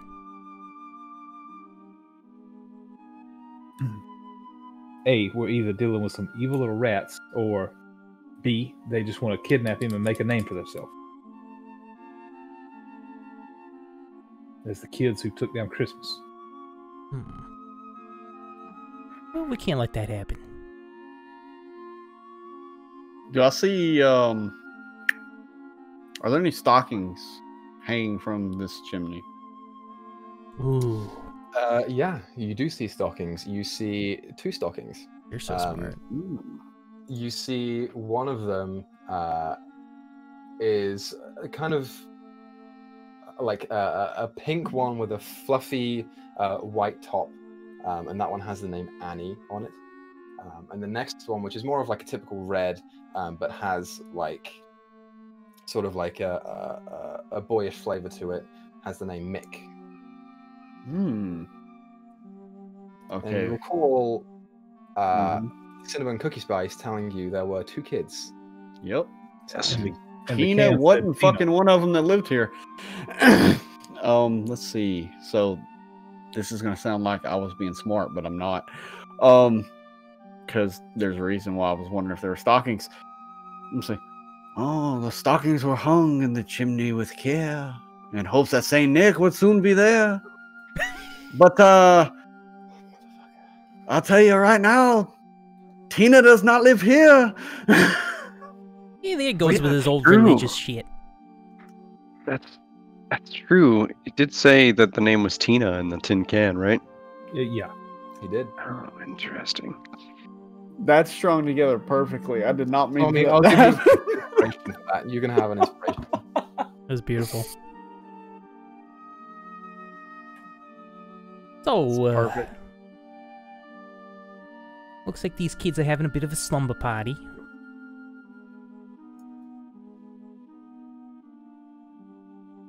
Fuck, did you mention the figure at the window?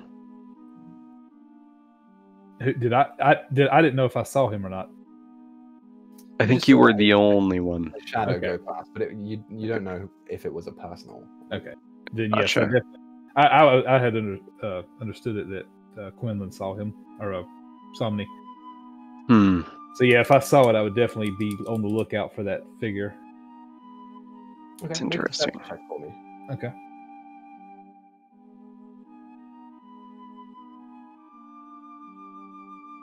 Nope. 5? Yeah, it's you don't see anything else. Well, I mean, if they turned up the fire, their best bet, then our best bet's the basement.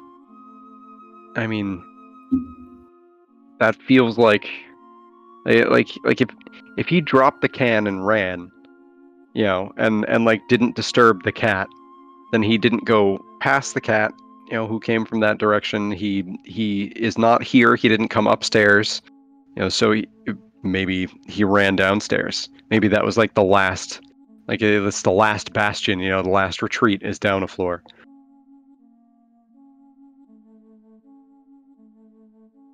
We just need to find the stairs.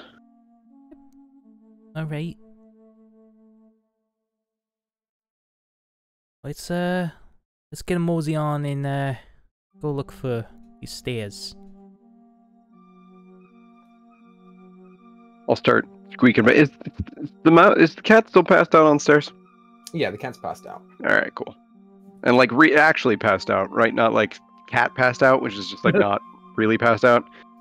It's weird. It seems to be cat passed out, but it's just kind of like friendly. Like it's enjoying its sleep. It's not even acknowledging that you're there anymore. Okay, I'm Trust in trying not Christmas. to breathe as I pass by it, just in case. Yeah. I choose to trust in Christmas magic, but I'm still a little stressed. I just want to, I'm starting to worry that I might be allergic to cats as well as tree nuts. So That's it's true. like, just try not to breathe. Sneevil, you're just a mess, man. Apparently. Let's see. So we're about to head out, right? To go find these stairs. Yeah, we're looking for the basement if what's in on that All plan. right. At this point, I'm just gonna be annoying. I'm gonna look at Sneebler, point at the beds, and say, "The children were not nestled, snug in their beds. No visions of sugar plums danced in their heads." Yeah, well, Somni should probably get on that one then. Now, oui. Somni? Gestures around as if to say, well, what am I supposed to do about this? You are the dream guy, right?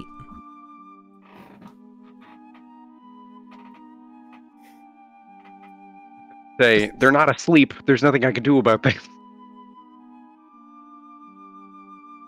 I think you're referring to the Sandman. That is who you need for this.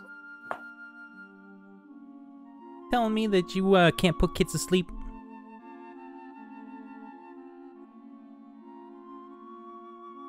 He doesn't have any powder.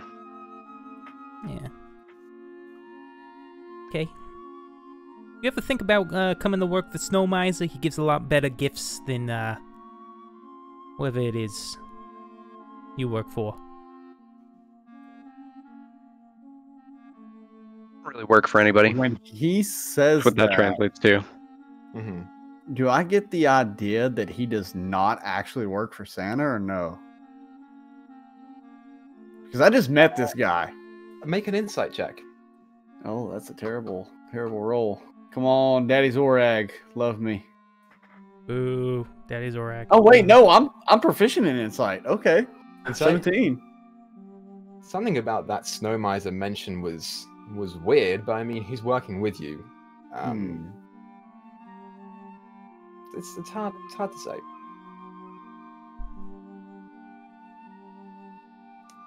I'm just gonna like kind of glance at him, like squint my eyes. Like, So, which way do you guys want to go?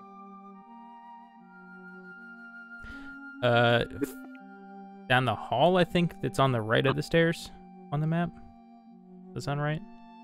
You can go to the right if you It's want. reasonable.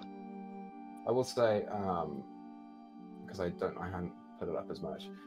The one that you're in right now does go up. Oh, okay. Goes upwards. I don't know if you guys knew that because I haven't marked it now. But yes, it does. If you want to go down that way, or you can go on the right. It's up to you.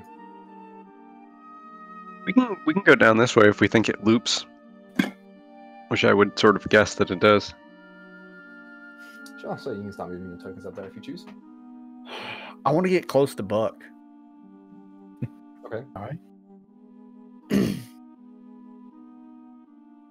And I'm going to tap him on the shoulder. And I'm being quiet about this. And I'm going to motion like kind of, hey, hang back a little bit. I'll just nod and get my rifle ready. Omni doesn't notice as he's still squeaking on about how they have to be willing, you can't just make them go to sleep. And the sweet dreams errant just kind of fades as he continues hopping forward. I love that. Look at Buck and be like, so, I get a weird feeling about our new friend. You think his eggnog's a little spoiled? Is what you're trying to say? Oui. There's talk of a mole, and he suddenly says that the person he works for is different than us and gives better gifts. I don't know if I like somebody not working with the big man. Can I have a plan? But it must be between you and me. Well, let's just keep an eye on him, but we got to focus on the task at hand too. Oui. I just think that maybe he might know about something that's going on in this house. So, When I give you I'm gonna whisper. When I give you the nod, try to grab him, and we will see. But yes, for now, the task at hand. Somni, as you travel forward, you see that this hallway does indeed loop around. It appears to go around to the right as well. There are two doors. There's one to the left and there's one to the right. And standing in front of you is a figure of like a child. Is a young child, maybe about 10 or so, and he's currently holding something that goes and he puts it down and runs into this room right there, slams the door behind him, and you watch as the things that he put on the floor start coming Oh towards you. my god. It is 3 sets of chattering toy teeth, Oh and they are coming. Oh What do my you do? God. Jeez. My god. This is what Batman feels like. Oh.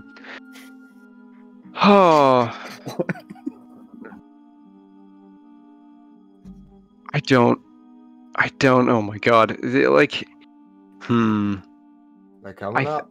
I think I'm gonna try and like get up onto this table over here so that they, just sort of like clatter past me. Okay, make an athletics check for me as you try and climb up. The legs sort of go whoop, so you got to climb up the underside as well. Oh god. Did you say athletics? Athletics, yep. Okay. Oh my god. A 4. Yeah, thankfully you only take the hit from one, as the other two sort of go straight past, not seeing you. But you do take. Let me see. Oh, this is not a whole lot of damage. You take 1 point of piercing damage as it just catches, like crushes the back of your collarbone and your shoulder blades for a second, but like it's not crazy. As the other two keep going past, and Buck and Jean-Paul, you see them start to come up. They're slowly making their way towards you. My god, these are homing teeth. Oh god. So do you come out of your mouse form? Or Yeah, I is was that gonna not how say, druids work? is that enough to How much ruin me HP out do of? you have? I would think a mouse would be That's- 1, right? Yeah, that's my thought. I'm looking it up just in case it's 2, but I'm pretty sure it's 1. If it has 1, then yeah, you're a person again. Mouse.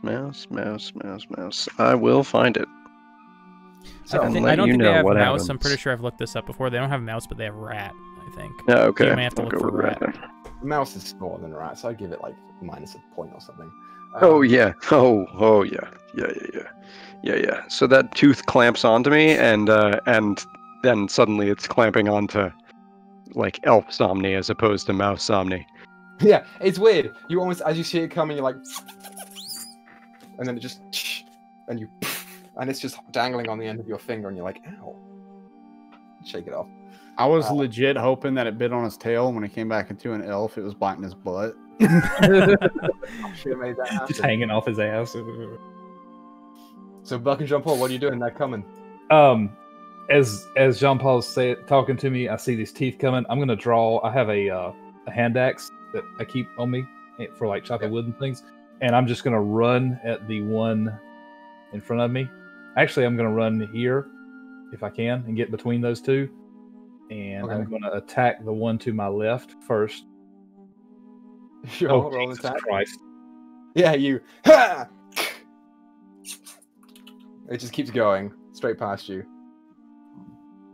Okay, and then with my second attack, I'm gonna attack the one to the right. That hits.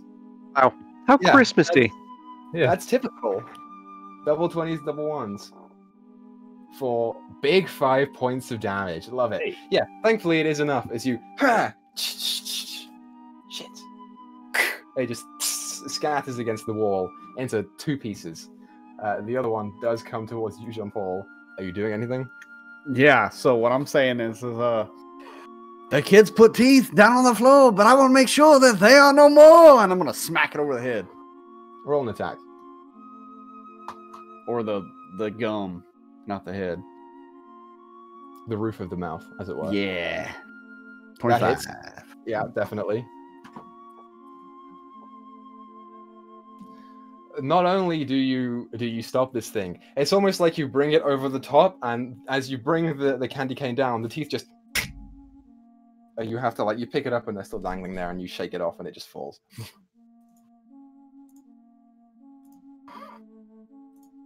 All of them And, kind of rush up to Somni here. Yeah. Yeah, I'm going to rush up to Somni and be like, "No, you're not a mouse anymore. You okay?" I'm on things a little bit, but he's in there. And Somni gestures to the door that the kid ran in.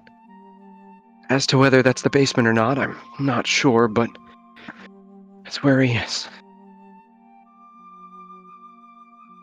I'm going to look over at Buck and like, What's all that racket over there?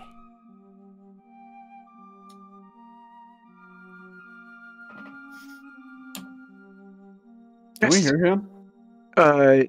Sure. Oh yeah, actually. Okay. Get over here. You cut out there a little bit, Quinlan. What'd you say? Got a kid over here. All right. I'll start working my way back over toward them. I'll go all the way around. Okay, we'll go back around. Sure.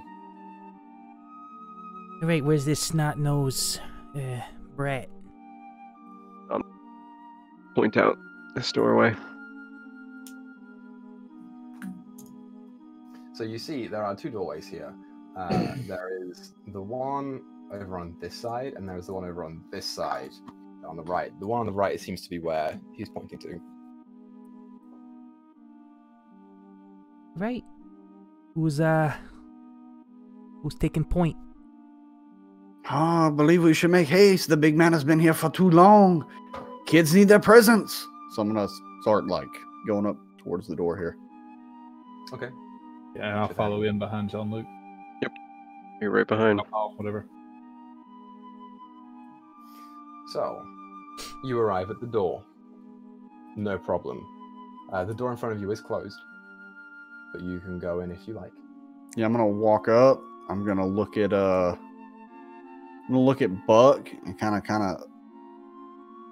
Find out that's a hole. point, and I'm going to point out the... Oh, my bad. Sorry. No, you're fine. And I'm going to, like, point at the door, like, look at the door and motion that I'm going to swing it open. I got my candy cane in my hand, ready to go. And, like, ask him to be kind of, like, right across from me. Quick question before you Sorry. do that. DM, Okay. I should have clarified this beforehand. My rifle, would it have like a silenced option since we are kind of like the Santa rescue team? Or would it, if I shoot, would it be like a loud rifle? It is a magic rifle, so it's fine. It's a regular, quiet magic rifle. All right, I'm gonna stand back here. Rifle drawn, round chambered. All right. And I'm going to go, like, with my shields in my other hand. I'm going to, like, hit it with my elbow, the door. What kind of knob? Is it a knob or is it like a handle? It's a handle. It's a handle. Okay, so I'm going to, like, rest my elbow on that handle, and I'm going to go, like, and then crack it open. Okay, do you go inside? No, I'm just, like, pushing it open and, like, kind of sitting there with, like, So my, you push it like, kind open. of ducked down with my shield out in front of me, my cookie. You see what appears to be a garage, but you can't see much inside of it. All right, I'm going to, as I'm kind of ducked down, I'm going to, like, move somewhat swiftly, but, like, in a light-footed kind of way. I mean, I am wearing fucking metal armor here. And, like, skitter across this floor. Okay, is anyone going in behind him? Yeah, I'm next up behind, and I'm gonna do the same. Enter in. So, as you enter into this room, you see it is in fact a garage. Except the interesting thing about this garage is that there are no cars in it. It is empty apart from the storage racks and the space in between. And as you walk in slowly, you hear a noise from beside you as the doors open and the cold wind blasts you in the face as you turn around and you hear, "Now!" As a paint can is dropped from the ceiling, from right here coming straight towards you. Jean-Paul, make a strength save for me. Oh, I got this. They Home Aloned us. Yes. Come on, Daddy Z. That is a terrible fucking roll. Fine. Buck, make a strength save with advantage. Oh, Jesus. Oh, double shit. nat 1, dude. Thankfully, it ends there. But you watch as the same child that you saw before, Somni, is sitting up on one of the sort of shelving units and drops this paint can that is tied to the rafters by a string, and it clocks Jean-Paul in the face, and as it does, and it just keeps going and hits Buck like in the top of the chest area as well. You two take 8 points of bludgeoning damage as you are have to move your eyes to remove the stars, and you see this kid jump down from on top of the racks and just run straight Hold up real quick. garage and to the left. Hold on a second here.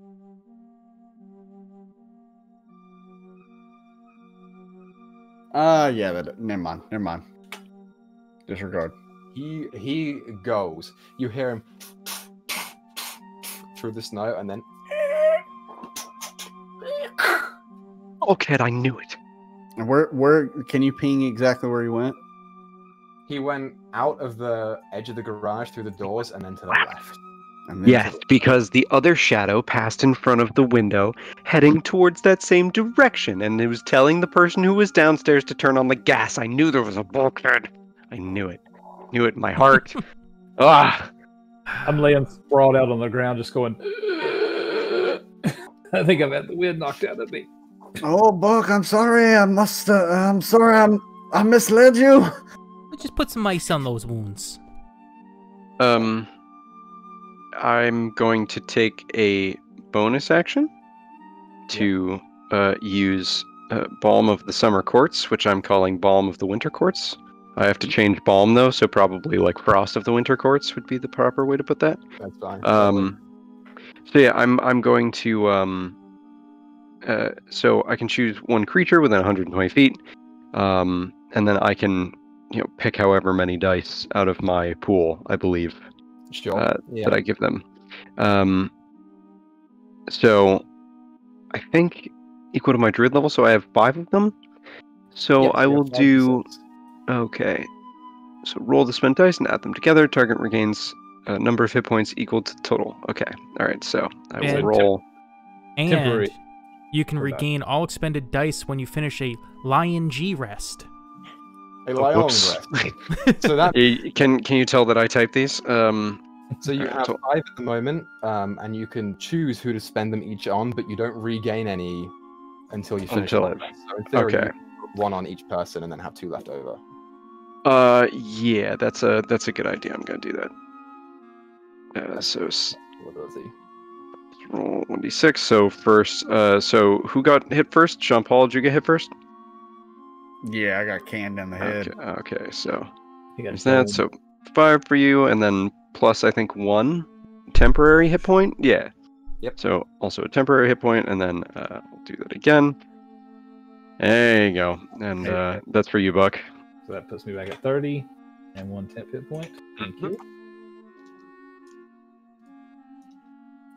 So Somni just sort of taps his staff on the ground, and so it's a pine staff with this hide wrap in the middle, and it's got sort of like frost crystals at the top and bottom, and as he taps the frost crystals on the bottom lightly on the floor, the frost, like the permafrost or hoarfrost, just kind of creeps over and just sort of goes across like the parts where you're scraped up, and it just kind of melts away, and then it's gone.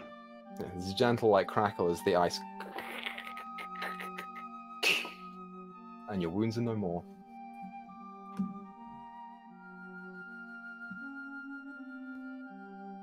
So, the garage doors, by the way, are still open.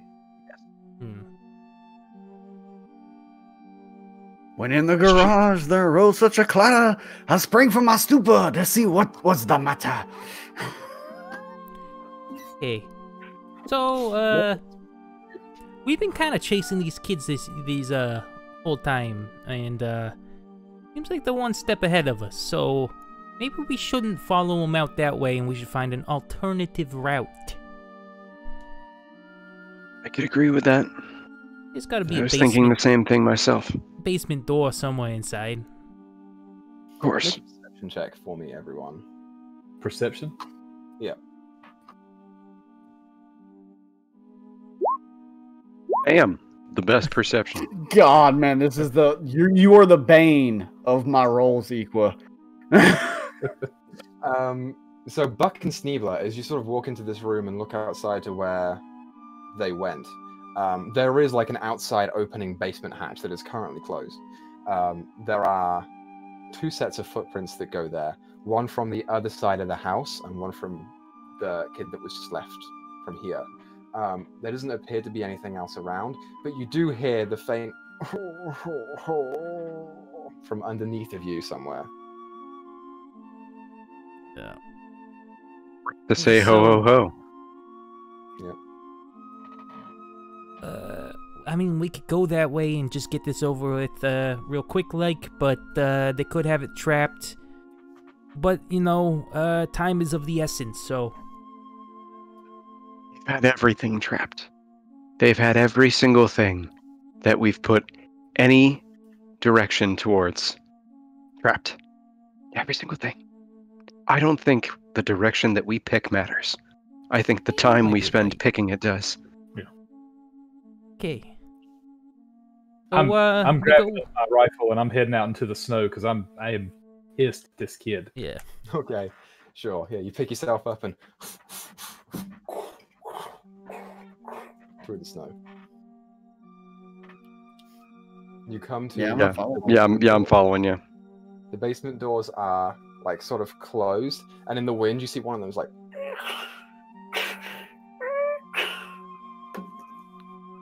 Good. At least they didn't lock it. I've got Arctic as my favored terrain.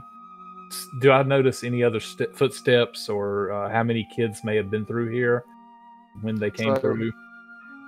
cool feature. Yeah, looking around, it has been snowing here, and there are some old tracks that you just sort of catch. There appears to be 3 or 4 different sets of human footprints, along with heavy drag marks that have been pulled towards the basement, that has kind of like mostly snowed over at this point. It would be hard to tell otherwise.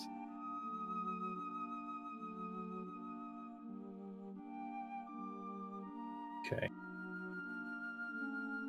You get the sense Santa's in there. He's been dragged in there.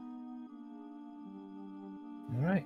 Well, I will let everybody know and point to the door.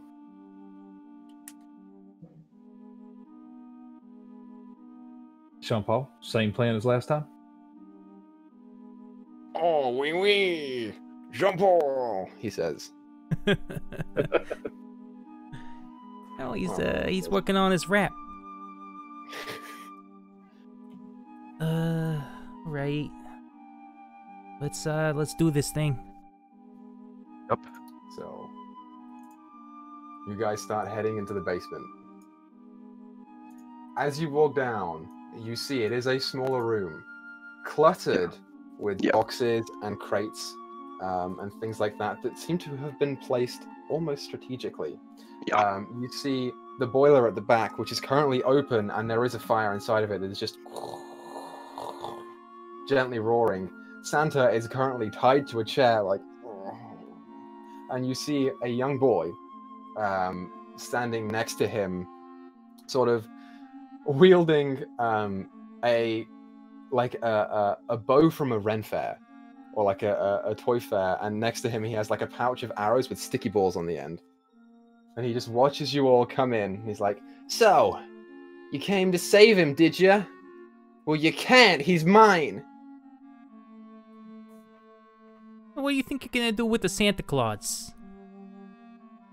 I'm gonna sell him and prove that I am the best treasure hunter in the world. Been watching too much One Piece, kid. As you guys start coming down the stairs, you watch as he grabs the back of the chair and starts dragging it closer to the fire. Don't come any closer or the fat man gets it! This is going to sound really ridiculous. What would I have to do to throw my shield to knock that bow out of his hand? You would Captain have to America. make a ranged attack roll with pretty solid score on it. But I would allow it if you wanted to try. How do I do that? What's how do you do range attack? So, you are technically It's a proficient in dex your thing, shield. isn't it? Yeah. So I'll give you strength plus proficiency plus a d20. All right. So, strength plus shield plus what? Proficiency. Proficiency. This is my strength. This 19. Proficiency would be, was that 3? Yeah, that's a 22. Some bitch. Yeah. As you start coming down the stairs, you just see this guy who's like currently holding over Santa. He looks maybe like 10 or 11 years old. And you just like start idling up behind Buck, shield in one hand, and you get ready to throw. Is anyone else doing anything while this is happening? Yeah, I was going to attempt to cast Entangle, but if it's gonna mess with the possibility of this being one of the coolest things I've ever seen, then I don't want to do it. Right? Okay. Yeah. So this is what we'll do. As Buck sort of comes up, you find a moment above the shelves, like above the cupboards right here, that doesn't quite meet the ceiling. And you're just like, I got this.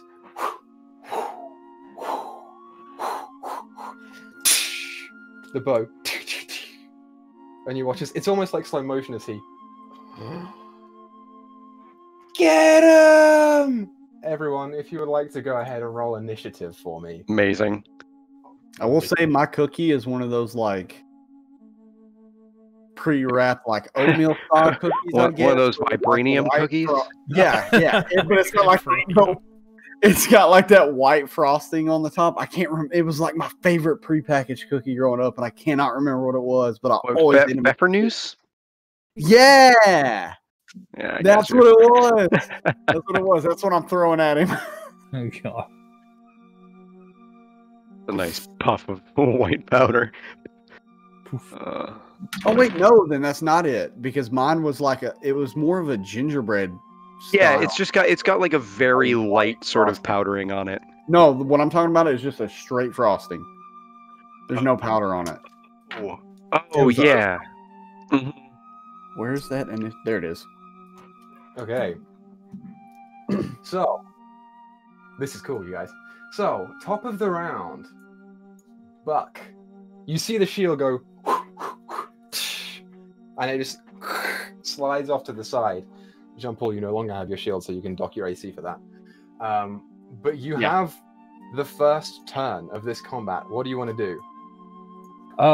With seeing the bow fall to the ground, Buck's going to. I'm going to drop my aviators just a little bit so I can get a bead on this kid. We're doing Hunter's Mark. Shoot, I shot first. And then. Awesome. So, they can't say against Hunter's Mark, right? It's just a straight up Hunter's Mark. So you're doing it on the guy next to Santa? Yeah, I'm passing. Yeah, on the kid. He's the only one I see right now, right? Yes. So, Okay. go ahead roll And I for meant to. I should have shot. Well, I want a Hunter's Mark and then shoot. That's how that works. Yeah, that's totally fine. Yeah, so we'll keep the 4 for the that. extra damage for this. So I get a bead on this kid and just. Oh, wrong one. If only you didn't misclick, maybe that 17 would have. That would have hit. Yep. Yeah, as you see the shield go, you also position yourself on top of the cupboards, and this like candy cane bullet just dissipates into nothing off on this far wall. No damage is taken. Right, it is now that kid's turn. that kid is going to run back, pick up his bow with his free action. Sorry, Tommy. He just rolled on initiative. And he's going to pull back and shoot once at you, Sneebler, because you are closest and he didn't feel comfortable with the shot. So it's a 10 to hit. No, doesn't hit. Yeah, he just and this arrow with a sticky ball in the end just into the wall behind you. No impact. Great. It is now this person's turn. You see from in front of you, Sneebler, there comes a girl, seemingly still in her nightclothes, in sort of very light armor, and she just walks up to you and is like, "I should warn you, I'm a green belt in karate!" Ha! And she's gonna punch you twice. God damn it. So the first one is nope, natural 7 for 11, Nope. and the second one is a natural 4. Nice. Yeah, you guys, this is great. And she just on you, huh? And you look back at her, and she's like standing there ready for you. She'll spend a key point to patient defense, because why not? He's a fucking Jean-Paul, you're up. Oh my god. He had to go real quick. That's fine. Tommy, is it meringue cookies? No, it's not meringue cookies. Okay. Look at the thing Really about racking my brain. It is. It's doing me too. But I'll deal with it later. My mom would know what they are because she used to buy them for us, and I used to take my share and then sell them essentially to my siblings to do my chores. That's a Yeah, great If system. you have to go at any point, just let us know. We'll crack the sheet off, and you're totally fine. I know we started late, so that's all good. Just let us know if you got to go.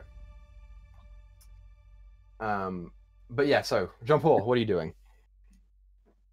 Oh, he's back now. So, do you want to go, Buck? Oh, I didn't know. I'm sorry, I didn't know we had ran through that quick. No, you're so on first. It's Jean-Paul's turn right now. Is it? It says that it's his turn. He hasn't moved. been moving the tracker. Oh, my bad. My bad. Okay, fine. so let's see. There's a lot of people in front of me. I'm a small person, so is it possible? I don't know how this map is laid out here. Can I shimmy between everyone on the steps that are kind of off to the side, or is that something I would have to climb up on the shelf that's next to me? No, you can get past them. That's totally fine. Okay, I want to run up to like this little girl here. Yeah. Okay. And I'm out of rhymes right now. I'm sorry, everybody. And I'm going to. Aw. I'm sorry. I got my candy cane in my hand with the pointy end, but I'm gonna pick it up and hit her with like the curved end of it, like just right across the head, just bonker. Okay. So One go good ahead. one. Roll for it. It's a disadvantage because she's patient defense. Mm-hmm. So Say Can Zorak you- roll, it always works. no, last time I did that, I rolled bad. 20. That hits. It does hit. So go ahead and roll damage. Heck yeah. Yeah, 5, but I'll take it. 5 damage. Yeah, totally. You bring the candy cane down and it just boom. She's like, ow. And is there a way to trip her with this candy cane or no? If not, I'll just RP it, then I'm just gonna hit her again. If you wanted to sacrifice your other attack to attempt to trip her, Yeah, that's what I would end up doing. Sure, you can go and do that. We'll do standard grapple rules. Make an athletics check for me. All right.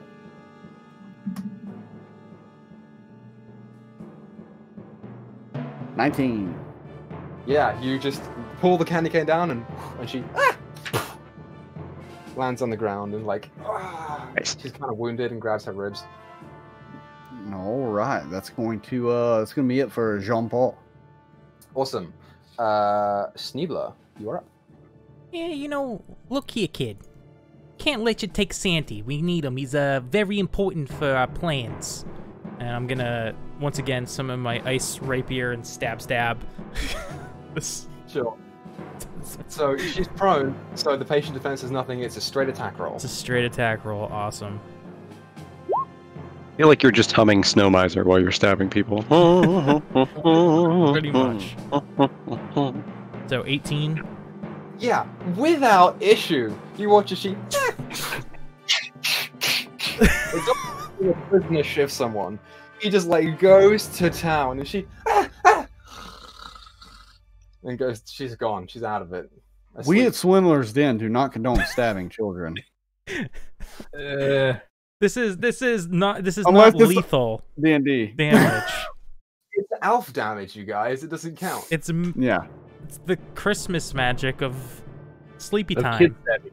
Yeah. Yeah. Sleepy time. Elf stands for extremely like friendly. Yeah, it was So- a friendly stabbing. Yeah. Happens all the time in England, the UK. Oh. Yes, it does. I'm gonna run over the Santee and say, "Oh, hey there, big guy." And Yeah, he's that'll still be kind my of turn. Doesn't really. He acknowledges that you're there, but doesn't really look up at you. Cool. So, next up, you see next to you, Somni, or sorry, Sneebler, from behind the shelving units. You see another kid come out. This one's sort of larger, more rotund, and you watch as the first kid says, "Now, Tony!" And he's like, "I don't wanna." And he's like, "Do it now!" And he's like, "Oh!" And he pulls out a box of cookies and starts.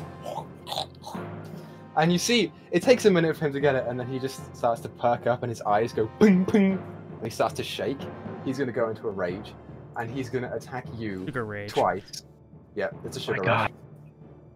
He's Okay, gonna attack you twice, Sneebler, for a 17. that hits. I will hellish And- rebuke on this. Okay, great. So go ahead and roll your damage. The second one also hits. It's higher. Okie dokes. How does hellish rebuke work? I've never used it before. I'll use it at level 3, because that makes the most sense. So he has to make a dexterity save to take half, I Dex believe. save. Yeah. The way so what he comes at me, and then my hellish rebuke is like, just instead of flames, it's just like this blizzard just whips around him. Now you have to do that when he damages you. Right. Yeah, he right. does. You take 11 points of bludgeoning damage as he runs up and just punches you twice. It kind of hits you in the shoulder. It's not crazy harmful to you, and you just look back at him. Fails a dex save immeasurably. How much damage was it? It was 17 plus 8. Math numbers. 25 points of damage. Yeah.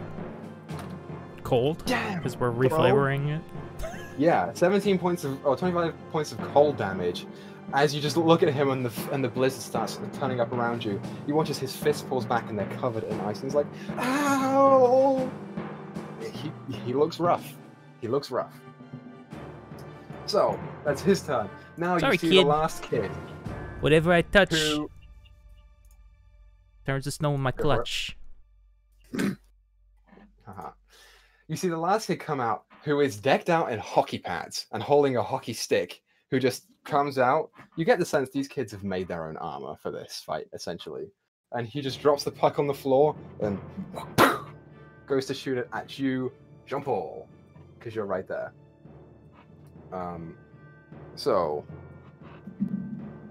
On your hoser. that's a 21 to hit. Oh, yeah, he definitely did that.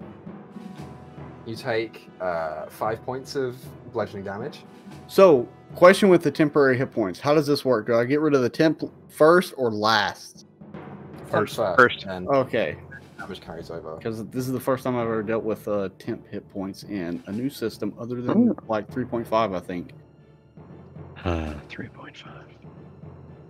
And then he's gonna run over to you because he can, and he's gonna try and hit you with the stick, All right. it's a 15 to hit. He misses. Yeah, he Just runs up. barely. Is that with your shield AC or without? No, that's without it. With shield, it's 18. Without, it's 16.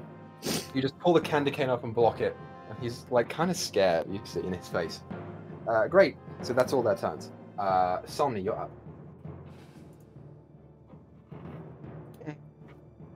Going to. It seems like everybody's doing relatively well at the moment. So I think. Yeah, I think that's what I'm going to do. I am going to move down to here. And then I think I'm going to try and cast Hold Person on the kid in the back. Let me just make sure that that does what I actually think it does. That, like, stops them from doing anything, right? Like, Hold Person is pretty much completely paralyzed. So. Hold on, I'm looking. A, B, C, D, E, F, G, H. Okay. Hold Person. Choose a humanoid that you see within range. Target must succeed on a Wisdom saving throw or be paralyzed for the duration. At the end of each of its turns, the target can make another Wisdom saving throw. On a success, the spell ends on the target. Awesome. So save. And my save. 15 is my spell save. Yeah, as you conjure up the spell and you feel this ice just the wind carries it over to him, and as he's like pulling back to ready another arrow, the ice seems to almost catch up to him from the ground upwards as it and he and it's just frozen there. That's exactly what I wanted to achieve. And I will I'll start kind of moving in that direction. So I'll take what did I 5 10. Yeah, I'll stay here because I don't want to provoke an attack of opportunity. So I'll stay here. Dope. So, Buck, you're up.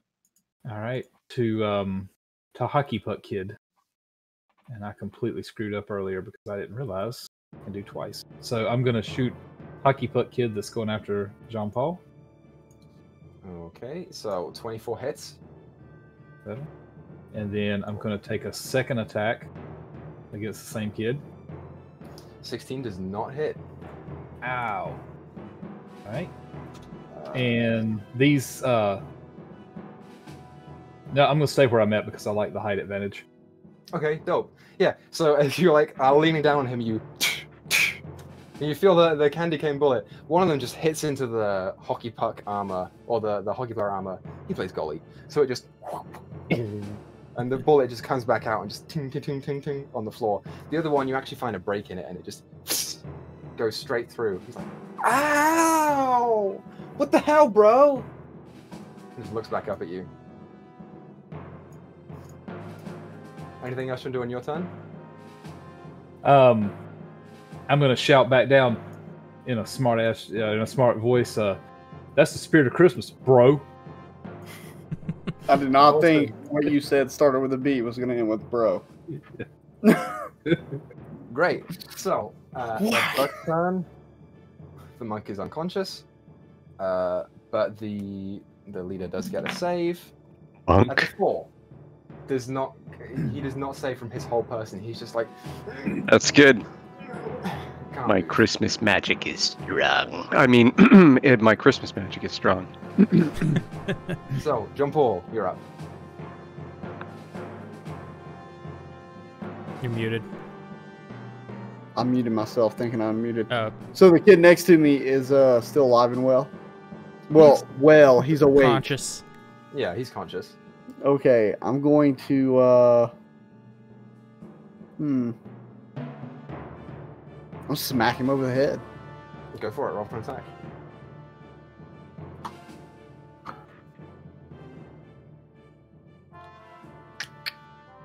Wow.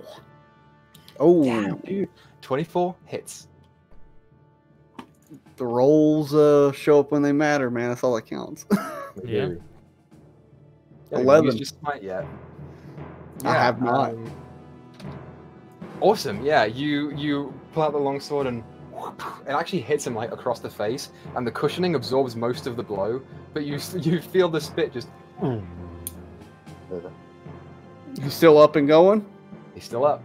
This kid's gonna get punished, man. Spirit of Christmas compels you. The power of Christmas compels you.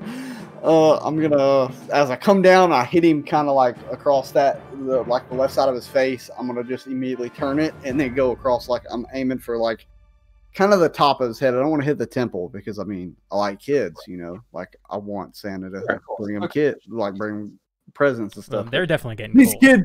These kids been rowdy and they getting the cold stick going right across their foreheads.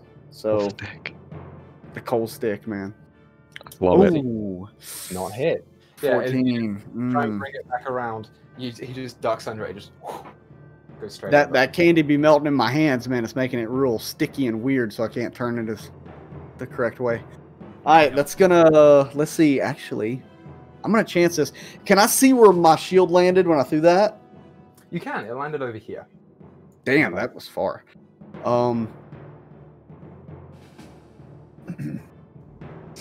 The chocolate chips are starting to melt in it. Oh no, there's no chocolate chips in it, man. What are you talking about? The frosting is melting. No, I'm gonna try. I don't know if this is gonna I'm pretty sure this is gonna provoke something. I'm gonna try and get up like behind this kid, like I'm trying to do like a spin around him to get to here.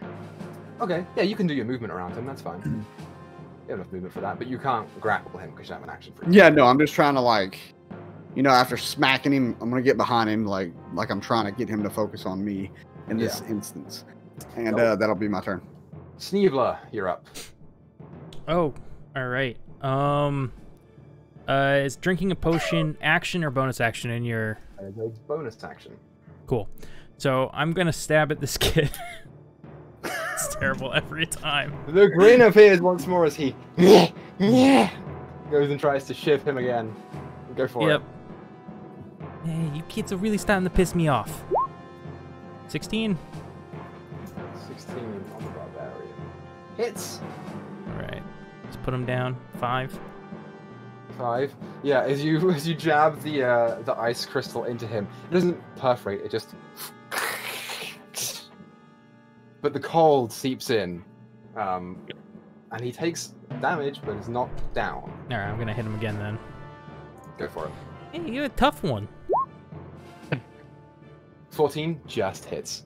That is the AC. Yeah, maybe if you weren't so tubby. 7 piercing damage.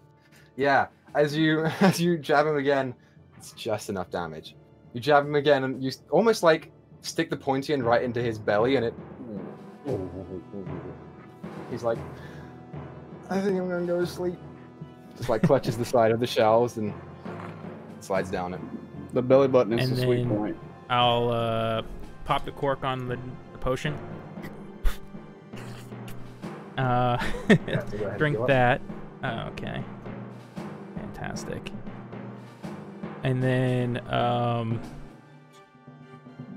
want to just kind of lift Santa's head up a little bit. Hey there, Santa. Snow Miser sends his regards. And then let go of his head. We're gonna stab him. So, I don't have any more attacks left. Yeah, he's still out of it. He doesn't quite recognize, but he's starting to come to consciousness. You see his hands are tied behind his back. Dope. So that's barbarians are out. It's the fighter's turn. The fighter is going to attack you, Jumpall, twice. The first one is a 14 to hit. Nope. If he hits 16, he hits. The second one is a 24 to hit. Yeah, he hits. So you take 11 points of slashing damage. Jeez. And he's going to action surge to get one more attack. I dropped my dice. Oh no. That's terrible. Kids be rambunctious these days. 25 to hit. Yeah, he definitely hit that. For 12 points of Jesus!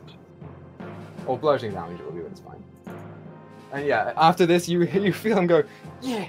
And he's at the end of it, he's like, truce? But that's the end of his turn. So, top of the round. Buck, you're up. All right. These kids are looking rough. They're looking bad. I'm gonna Yeah.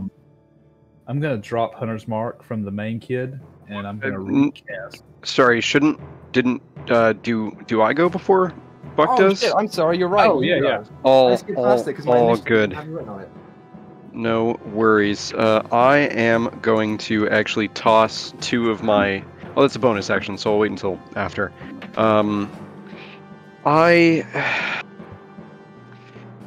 So Santa Claus is looking better, but he's not like anywhere close to. He's alive and well. He's just groggy. Okay, all right. So he's okay for the time being then. So for right now, hold person is a concentration, so I need to make sure that that doesn't break. So I guess what I'm gonna do is I'm going to just try to like give a like Rafiki smack to the top of the head of the kid that I'm standing next to there with my staff, just like Okay, so you'll need to move Boonk. one over to get him, right? a. Does have a range of 10 feet, right? Is one diagonal 10 feet? No, it's 5. Yeah, diagonal is 5. So yeah. Two I'm sorry, diagonal. I'm Two sorry. diagonal. I mean, I'll You're I'll right. still move there. Yeah, So so you I can probably. definitely whack him. Okay, cool. So I will do so. I will do my best attempt to give him the good old fashioned knockout. Let's see here. It's a quarterstaff. So let me just. For some reason that doesn't exist in my character sheet, so I just need to drag it in. Items, quarterstaff. There we go. And then quarterstaff one-handed because it's a quick Rafiki back. Yeah, 10 doesn't hit. I will say, because I do flanking personally, if you wanted to move around and flank, you could, in theory, flank. I do flanking, but other people don't, so that's up to you. So this doesn't flank, but this does? So, You have to be 'cause opposite of the Tommy's person. behind him, you'd Right have there. to be opposite. Oh, you have to be opposite. Okay. Yeah. I didn't realize that. I thought it was anywhere around the person. Yes, I would be flanking if it has specific rules, which I didn't know, so I So that apologize. hits. Yeah, no. Whenever you flank, you have to be directly across from another Okay, person. straight across from. Okay, all right, that makes You a have to lot be more able to sense. draw a straight line to the next person. Okay, that makes it a lot. Yeah, that's a lot smarter. Okay, so I will do that. So it does hit. And then in that case, 4 damage. But I don't know what the +1 is from. That was if you 1d6. crit, but you didn't. Oh yes, so 3 damage. So, well, the dice is doubled, so it's 6 plus 1. So right, so it's Oh, 7 because you did damage. crit, right? Cause Yeah, because I did sorry. crit. That's right. Yeah. Sorry. Okay. So So yeah, it is. 4. Yep. All right. So it's. I'll just double check his sheet real quick. Yeah. How you want to knock him out? Oh, it's just classic, good old-fashioned comedic timing. He finishes the absolute assault on Jean-Paul and then goes, "Bruce," and then you hear, "Unk," and he just like snakes down, and it's just me with the single hand and put the pine staff back. It is a fantastic sight for you, Jean-Paul. As this kid is laying into you, you get like a bruise that's coming up on your temple. You are kind of winded from underneath your ribs, and you're like standing there, and this kid like just stands back, boom,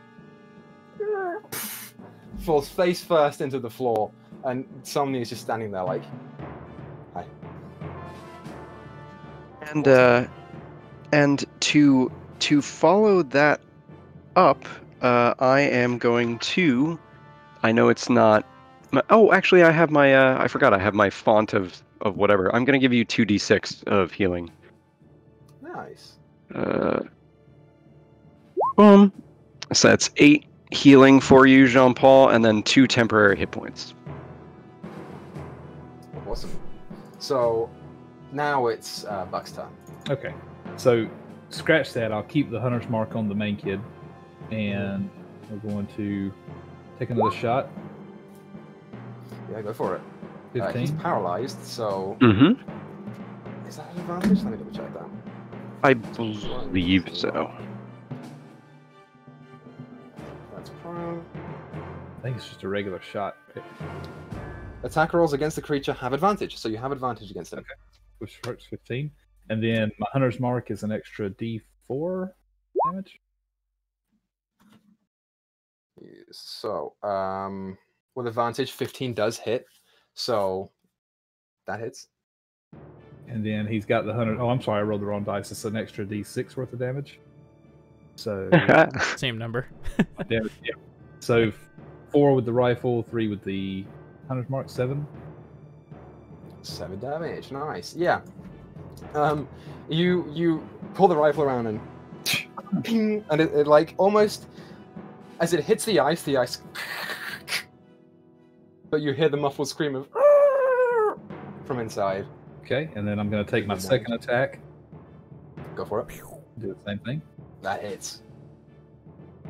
4.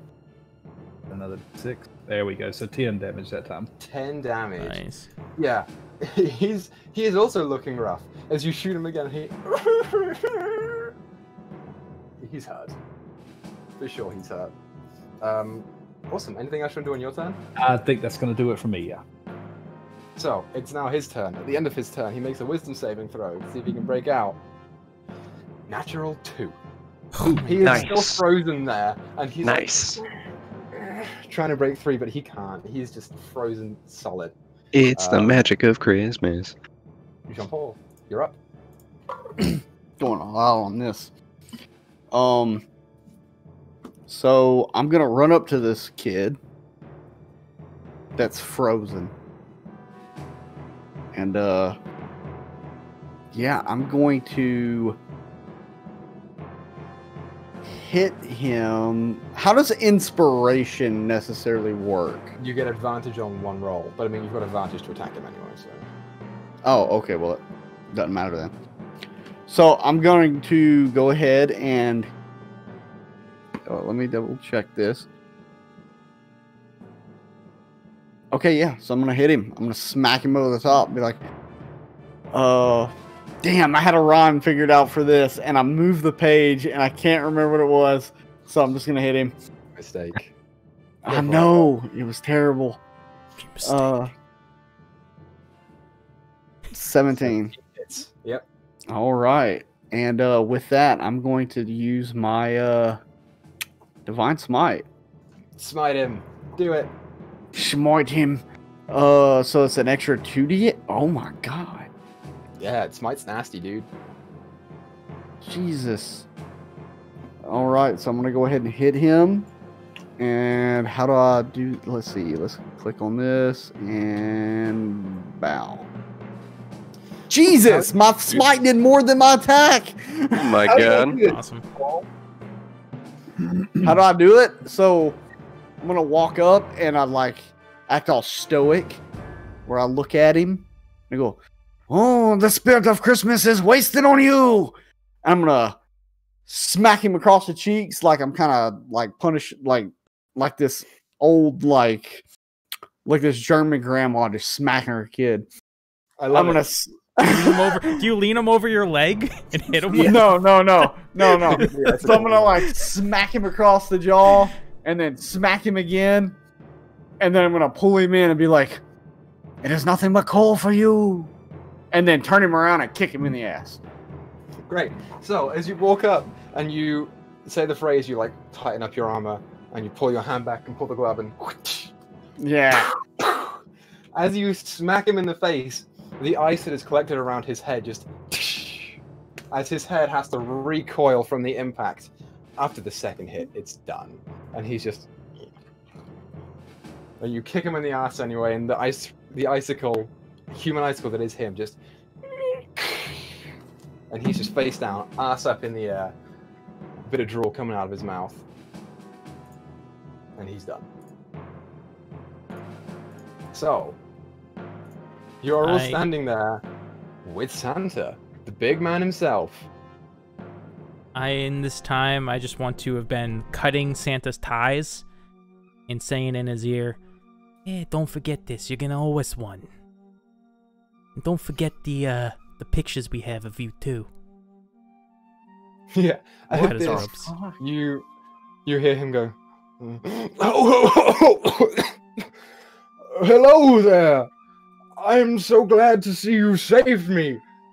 Thank you, and like puts a hand up on top of you, Sneebler, and like grabs you and like gives you kind of a glare, and uses you to stand up and straighten himself up. So, how long have I been out for? Sugar 15 plum fairy. minutes at this point. Yeah. Yeah, it's Sugar like 20, cookie 25 minutes. plum princess. He said that you were at least in here for 10 before he showed up. It's the voice. Oh, Cinnabon, yes. Oh, I have to get back to the children. Thank you. And he starts walking out, just very purposely, kind of like avoiding your gaze, Sneebler. As he's walking out, I kind of hold my book that I have, my holy text, which is The Night Before Christmas. And I hold it to my chest and I kind of bow. And then I immediately turn my extreme gaze to this son of a bitch named Sneebler. What? And I'm going to nod towards Buck. So, is anyone stopping Santa on the way out? Yeah, Somni will be. Well, Somni will be like. Somni will sort of rush up to Santa and be like, "Sir, are you stable? Are you able to carry yourself?" Oh, don't worry about it. I'll be fine. You've done a grave service, my lad. Please, there are children that I must get to. You will all be rewarded when I get back. Thank you. And he starts trying to get past you. You let him? Yeah, No. I give him a salute as he walks by. No, say, sir, it's time we try to get you out of here. Thank you, Buck. You're always one of my favorites. Sir, as it is our job to keep these situations from happening, may we ask how this happened? The little buggers tripped me out of the chimney. I was knocked unconscious. I was pushed, and they dragged me down here. I didn't see the house at all. But they're getting coal for this Christmas. Can I do an insight check on that last part? Not to like not believe, not to literally not believe in Santa, but I'm gonna do an insight check on this. Absolutely, you can insight check. All right. The way he threw in, I didn't see any of the house is like really specific and makes me think that he's lying to me. Santa, I have 7 insight for this specific reason, to tell if children are sleeping. Are you lying to me? 24? Yeah, no, he's telling the truth. You get the sense that he's bringing it up because he might have been in and out of consciousness on the way down. Oh, But okay. somehow, and maybe he's a little bit embarrassed as well because these are kids and they have just kidnapped Santa. That's reasonable. But he's trying to get out as quick as possible so he can get back to his stuff. He's not. Did I bothered hear with him that. say that? Santa say that? Yeah, you all did. Okay, cool. Okay, so I mean, if I've got no reason to like hold him up, and it really does seem like this was just a fluke, and there were kids that were prepped, like for just to capture Santa. Unless anybody has any specific questions, I'll let him go.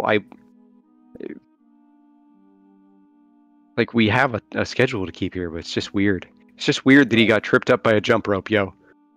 So he disappears.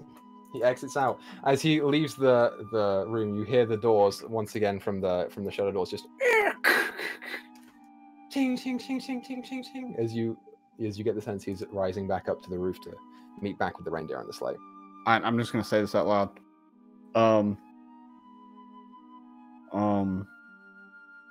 I still have a spell slot. So when I nutted. Whoa, hey. Nutted. Not tease. Nodded. That's what you want to hear on a Christmas special, you guys. Yeah. Just, I mean, the cookies. The had vanilla nuts in 'em. frosting out there. Yeah. It's- Oh my god. I'm gonna fucking cast the Zone of Truth exactly on Sneebler. Like Okay. on his position. So Sneebler, make Immediately as I nodded towards Buck, What am I making? it's a charisma saving throw, I believe. which sucks because I think warlocks have fucking high charisma. 25. Oh yeah, it's their you beat casting. that shit. Yep. Yeah, you see him cast it, and the ring like just appears around you. But Hey, what's going on here, bud? Yeah, there's a few things I have to ask you. Look, we did our job. Send in the cleaners. Let's go. Yeah, oh wow, I almost did a Sneebler there. Yeah, we did our job, but there was suspicion that these kids had help on the inside, and not only that, but you made reference to your boss being different than ours. It's no These secret. kids apparently wouldn't have received coal from Santa. Did the Snow Miser give them a better gift if they would capture him? I don't think that's any of your business, pal. Look, why would I Ah. come here to save Santa if he was supposed to be captured by kids? It doesn't make any sense. You're not making sense. You did seem to be pretty close to Santa the entire time. Seems kind of coincidental that you would be the one to save him. You did seem to pick his head up in a weird way. I do honor my Santa Claus. He is a good man. It's starting to sound a little bit to me like you're jealous that I got so handsy with your friend. It seems that you disrespectfully picked up his head. Look, Santa's saved, Christmas is saved. Let's just end things on a good note here. How about we go share some eggnog back at the North Pole? I'm just gonna squint real hard at his ass. Be like, I wish to know more about this Snow Miser you keep talking about. But don't think for a second I trust you at all. Oh, what do you want to know? How can I trust you? You even tried to convince our friend that your boss was better.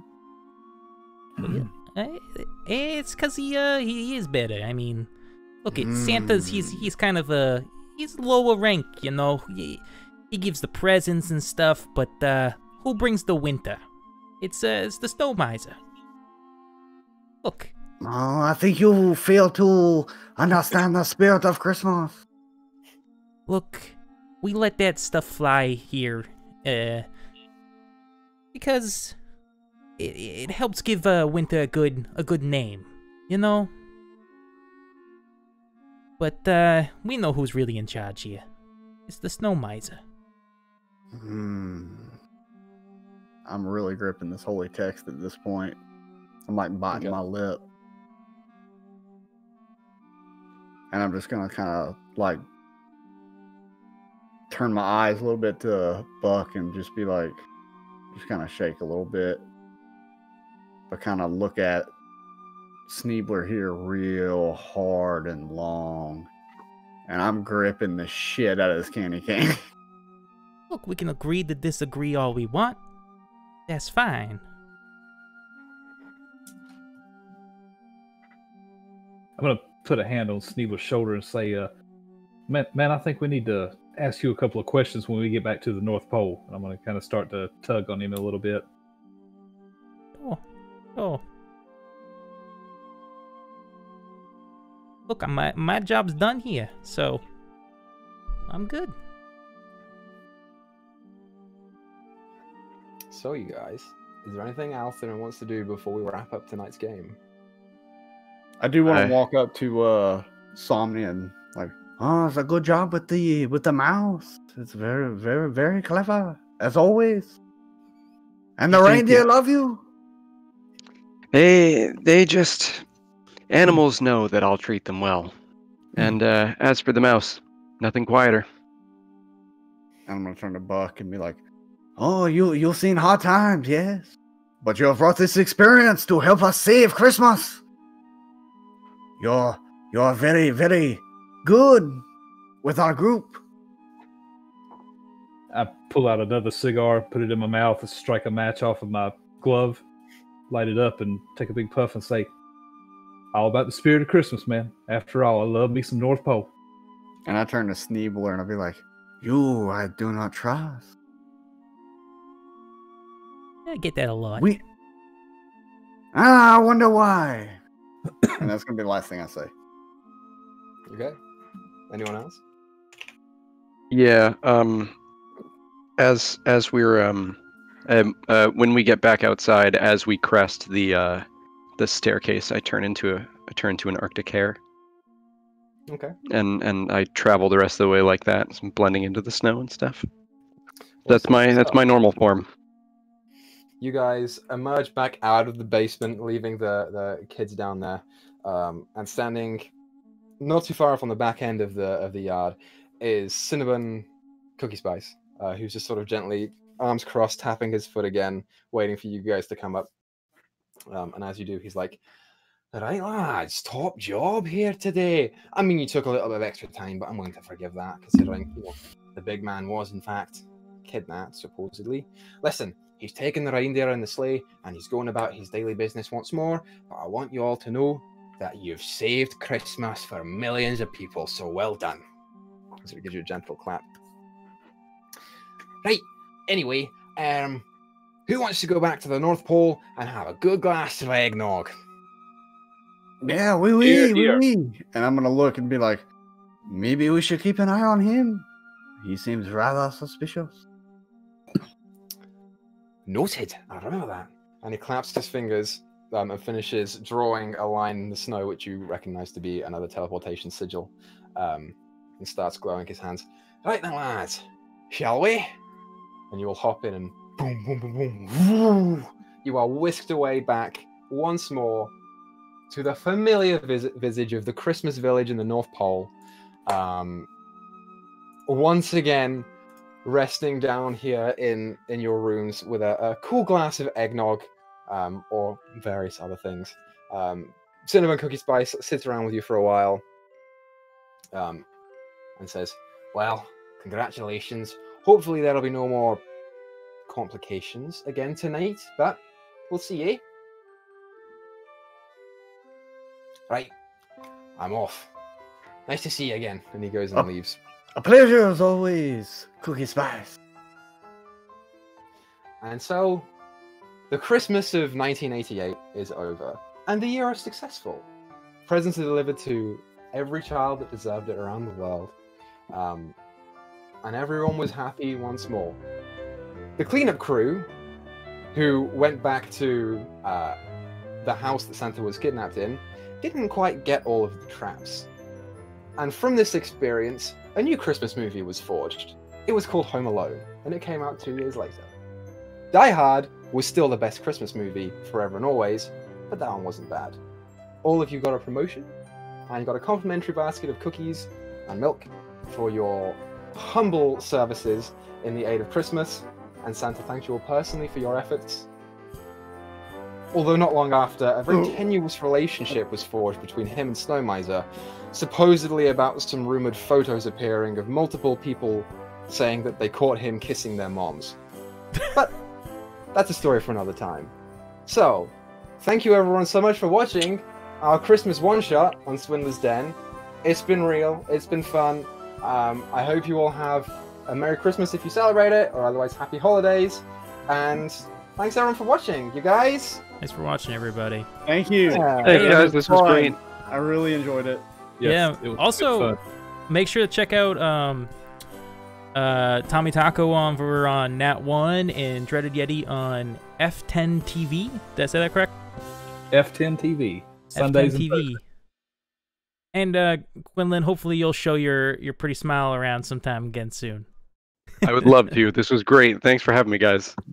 Thanks for playing. All right. Thanks everyone for watching. We love you. You're great. We'll see you soon for our other shows. Have a good holiday. Woo! Happy holidays. Happy holidays. Happy holidays. Happy holidays, all.